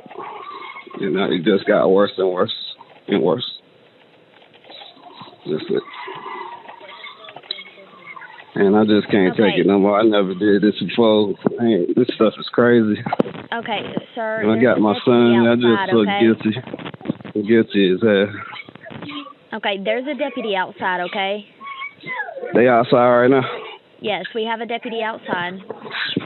Okay.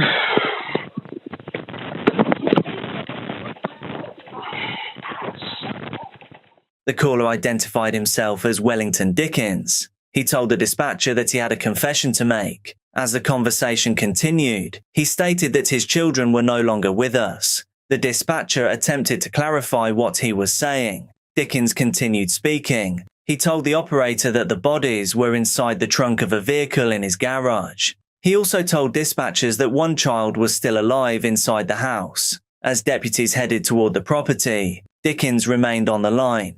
Throughout the call, he repeatedly accepted responsibility. He described the situation as beginning with what he called over-disciplining. He also spoke about feeling guilt and said he wanted to do the right thing. At one point, he told the dispatcher that he had never experienced anything like this before. He offered to cooperate with responding officers and said he would comply with whatever instructions they gave him. When deputies arrived at the residence, they quickly confirmed part of what the caller had reported. Inside the home, they located the 3-year-old, alive and well. The child was immediately removed from the environment and later placed into protective custody. Deputies then turned their attention to the garage. Inside the trunk of the vehicle, investigators discovered what appeared to be human remains. Subsequent examinations identified the victims as Leah Dickens, Zoe Dickens, Wellington Dickens IV, and Sean Brassfield.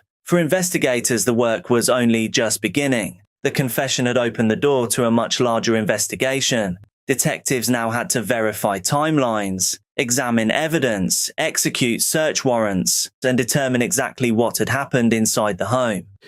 Deputies responded, located Dickens and the 3-year-old son at the residence.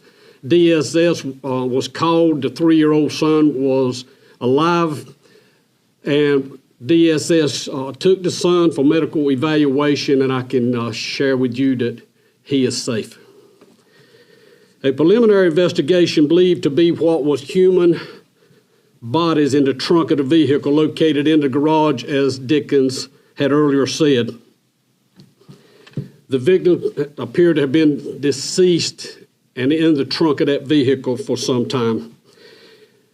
Detectives were called and a search warrant was obtained. According to investigators, the first known event occurred in May of 2025.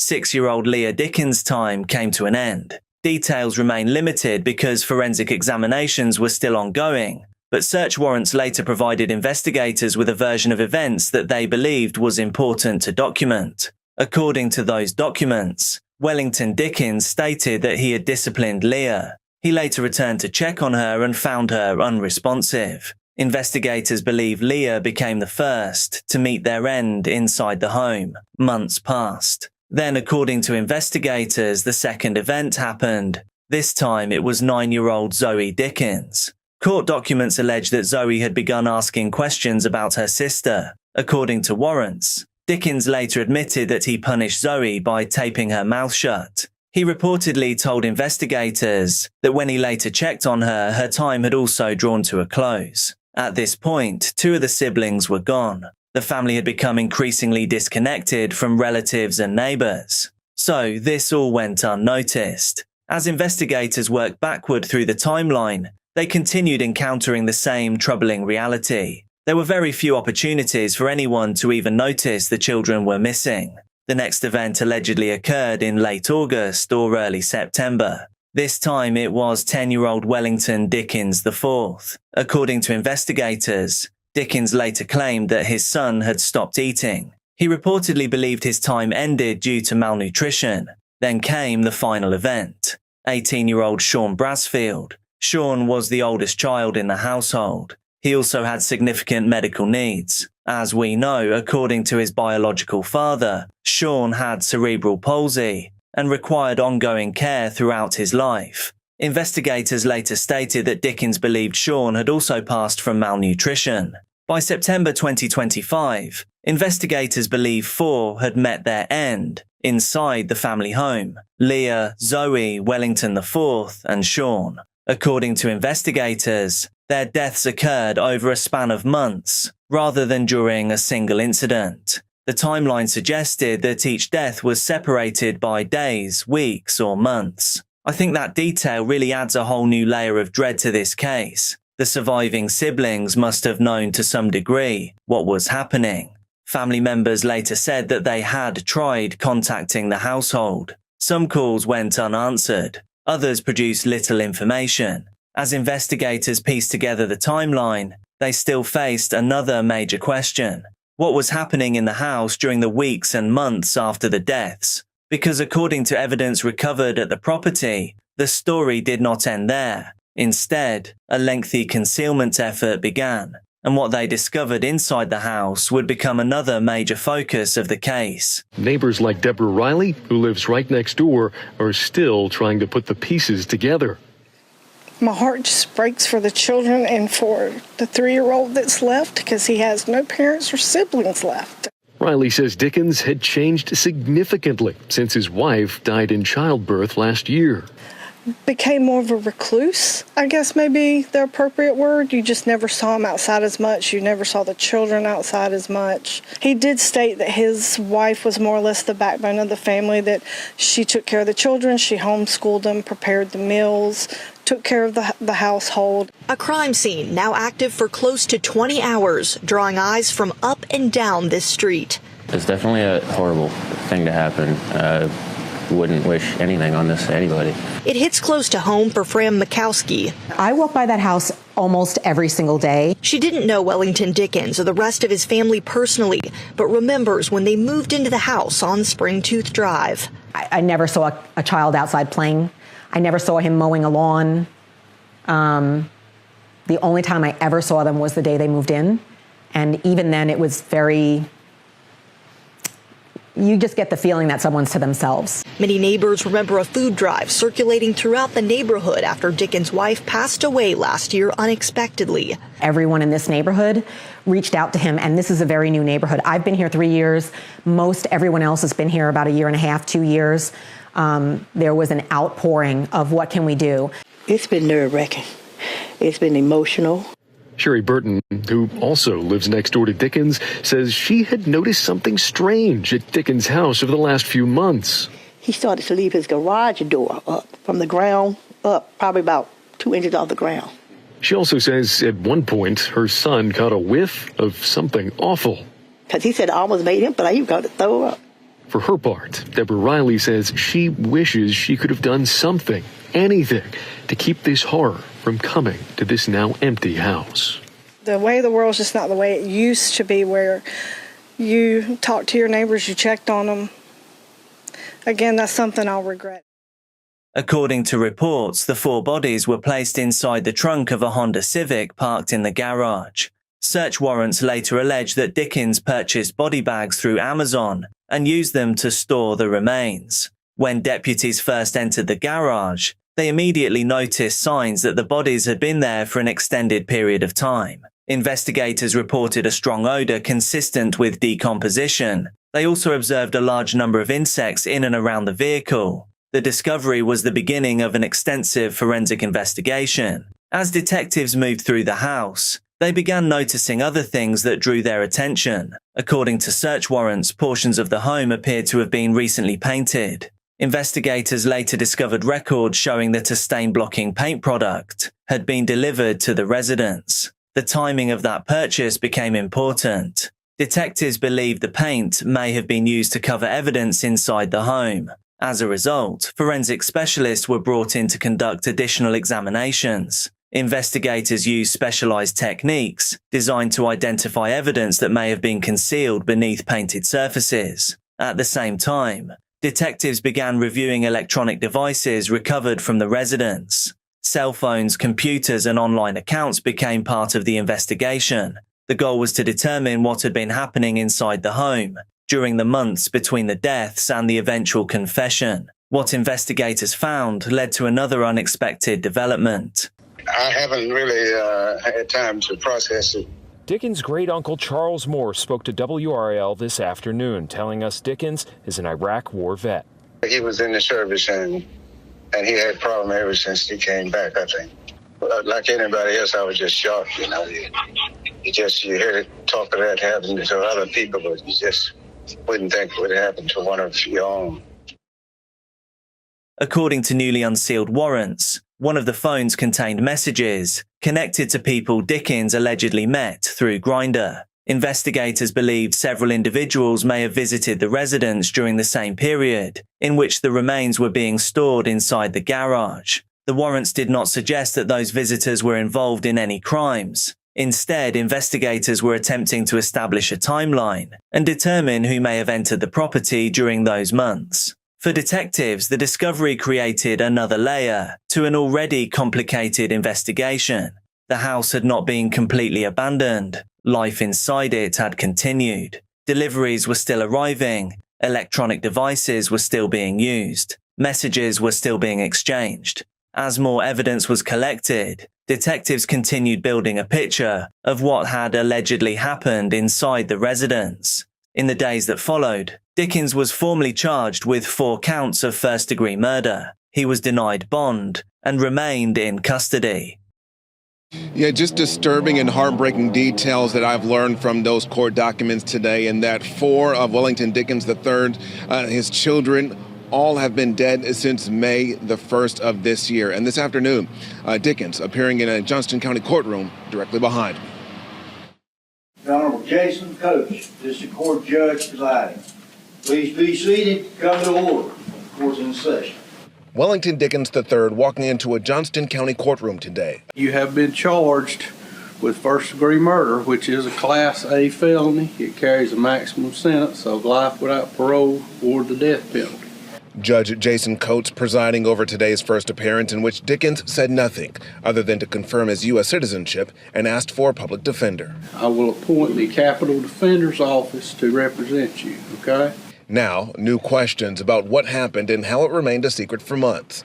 Eyewitness News learning authorities believe 3 of Dickens' children and his stepson have been dead since May 1st. I would request no bond in this case. This is an ongoing investigation at this very moment. Your Honor, I don't have any objection to that. He's due back in court on November 13th, where we're set to learn more details into this disturbing situation. At this time, I'm going to order that the defendant be held without bond. And we also reached out to Johnston County Schools to find out if these children were in fact enrolled in public county schools here in the county. We've yet to hear anything back. Also reached out to Johnston County Department of Social Services to find out any other information that we possibly could. And the DSS office getting back saying that due to confidentiality laws, they're unable to provide any further information.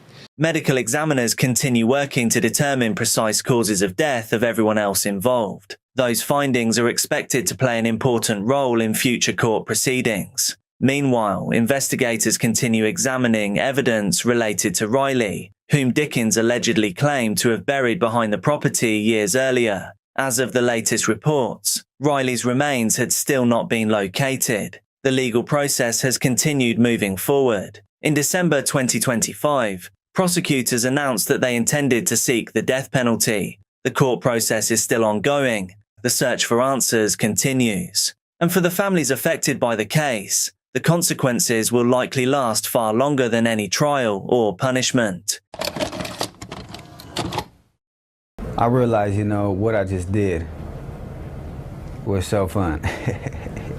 Katrina Rivera was born on the 25th of March, 1986. In December of 2016, she was living in Bakersfield, California. She was the 30-year-old mother of 2 and 39 weeks pregnant with her 3rd child. It was to be a baby boy she had already named Josiah. He was due just 2 days before Christmas, an incredibly exciting time. Katrina was described by her friends and family as having a true talent for making people smile and for bringing an element of light to any situation. She was known to be extremely giving and had a passion to truly help those in need. And this is exactly what she was doing for her on-again, off-again boyfriend, 28-year-old Manuel Vela. Manuel was well known to suffer with mental health concerns as well as substance issues. But Katrina was devoted to helping him through these struggles. That is, despite the violent way that he was known to treat her. Katrina was devoted to her religion and strongly believed in forgiveness. She was doing her best to help Manuel through his mental health concerns and substance addictions. That is, rather than leave him because of it. The couple began dating in 2009, and between October 2008 and June 2016,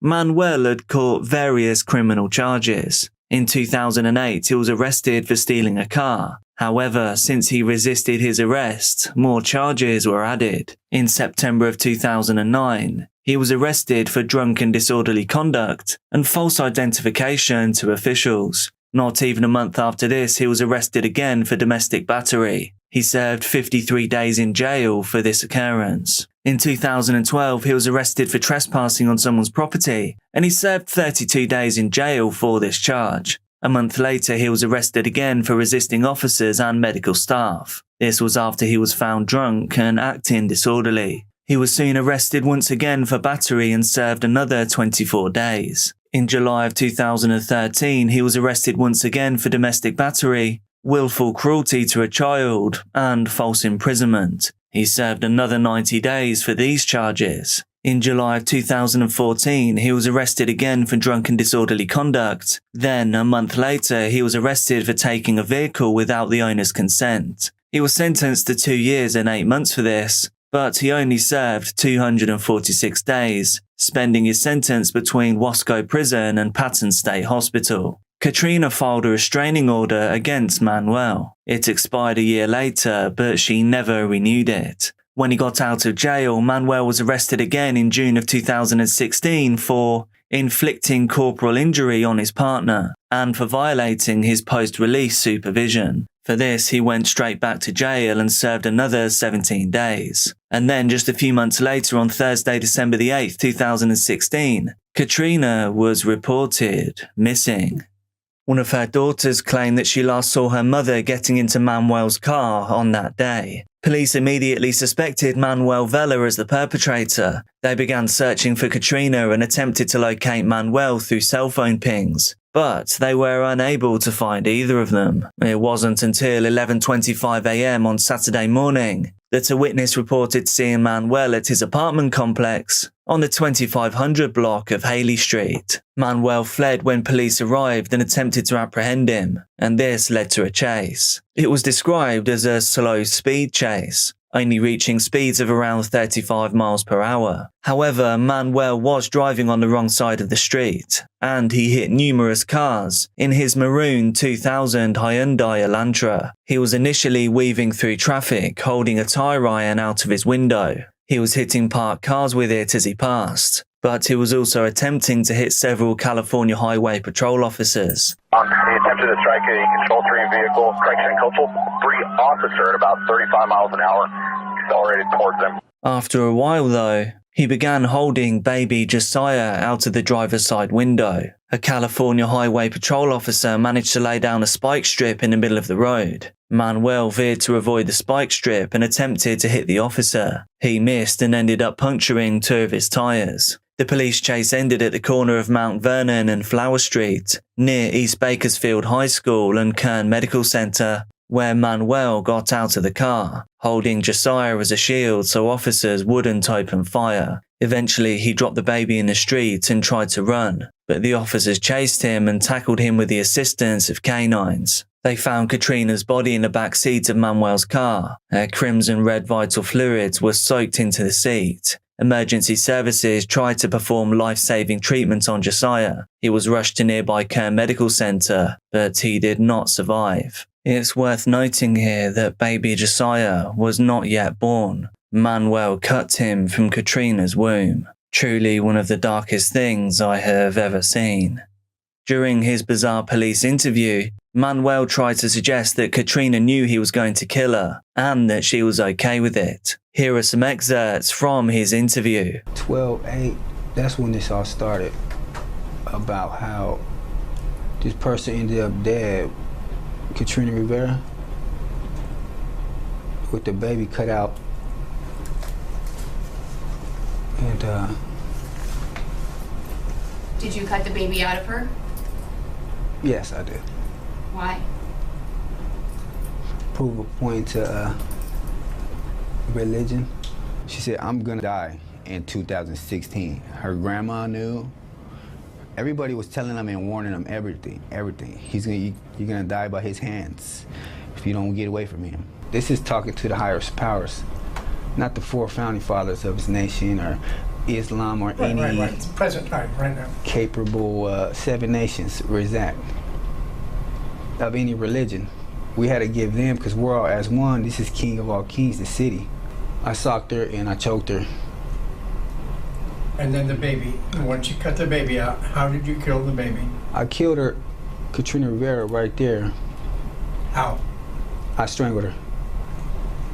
At the house? Yes. Put her in the trunk. Put her in the back seat of the car. Drive, have some alone time, talk to the father, and then go on and proceed. And I was do as I chose as a human. And then hours later, you went to Edison and then cut the baby up? Yes. He said that day he began arguing with Katrina about kids and going to the store for cigarettes, and she told him that she didn't want to be with him anymore. That evening, he hit her on the chin, knocking her to the ground. He then held his hands to her neck for 5 minutes, ensuring that her time on this earth had come to an end. He then placed her body in the back of his car and began driving around. After 6 or 7 hours of driving around, he used a box cutter to remove Josiah from her body. The box cutter was found inside Katrina during her autopsy. Manuel was represented by Chief Deputy Public Defender Peter Kang during his first hearing. He was charged with 2 counts of first-degree murder, as well as kidnapping, assault with a deadly weapon, reckless evading of police officers, obstructing/resisting an executive officer, and assault on a child resulting in great bodily harm. He was being held in jail without bond, and he had a competency hearing scheduled for January the 20th of the following year. At his hearing, Manuel called out, "I am guilty," though this contradicts statements from his jailhouse interview with the media, during which he claimed, "I didn't kill the baby. I had some personal time with him. He looks just like me." The autopsies revealed that Katrina's cause of death was neck compression, and Josiah's cause of death was asphyxia. A funeral for Katrina and Josiah was held the same day as Manuel's second arraignment. Afterwards, a vigil was held for Katrina and Josiah near East High School. At this vigil, Katrina's cousin, Yvette Monroe, told news reporters, "The last thing I told her was that Jesus loves her, and she said, 'I know.'" Manuel's sister told investigators that her brother had been diagnosed with schizophrenia. Someone else who knew Manuel said that he had recently talked about the need to sacrifice someone to ISIS. A woman named Nadine Escalante, who worked at a juvenile hall that Manuel had attended when he was younger, recounted that Manuel Vela was liked before he committed these crimes. She said that he continually made his way to the juvenile hall as a teenager, and that his substance misuse would exacerbate his underlying mental health issues. Nadine said, "Though how I met him wasn't under the best circumstances, he had a good heart. He knew he was in trouble. He knew this time it was really, really bad." A perfect example of drugs and mental illness. They do not mix. And when you put those two together, it is a master plan of disaster. Manuel had attempted to reconnect with Nadine, calling her just 3 weeks before the murders, but she wasn't able to talk at the time. She said, "I sit here and think, what if that phone call would have changed what happened? He was a good boy, and we don't know what happened." Because of this incident, Nadine and some friends are in the process of starting a domestic maltreatment support group that focuses on community healing to try to prevent anything like this from happening again. But before Manuel Vela could attend his next hearing, about a month after his arrest, he was found unresponsive, swinging in his single-person cell. Staff at the jail attempted life-saving measures, but he could not be saved.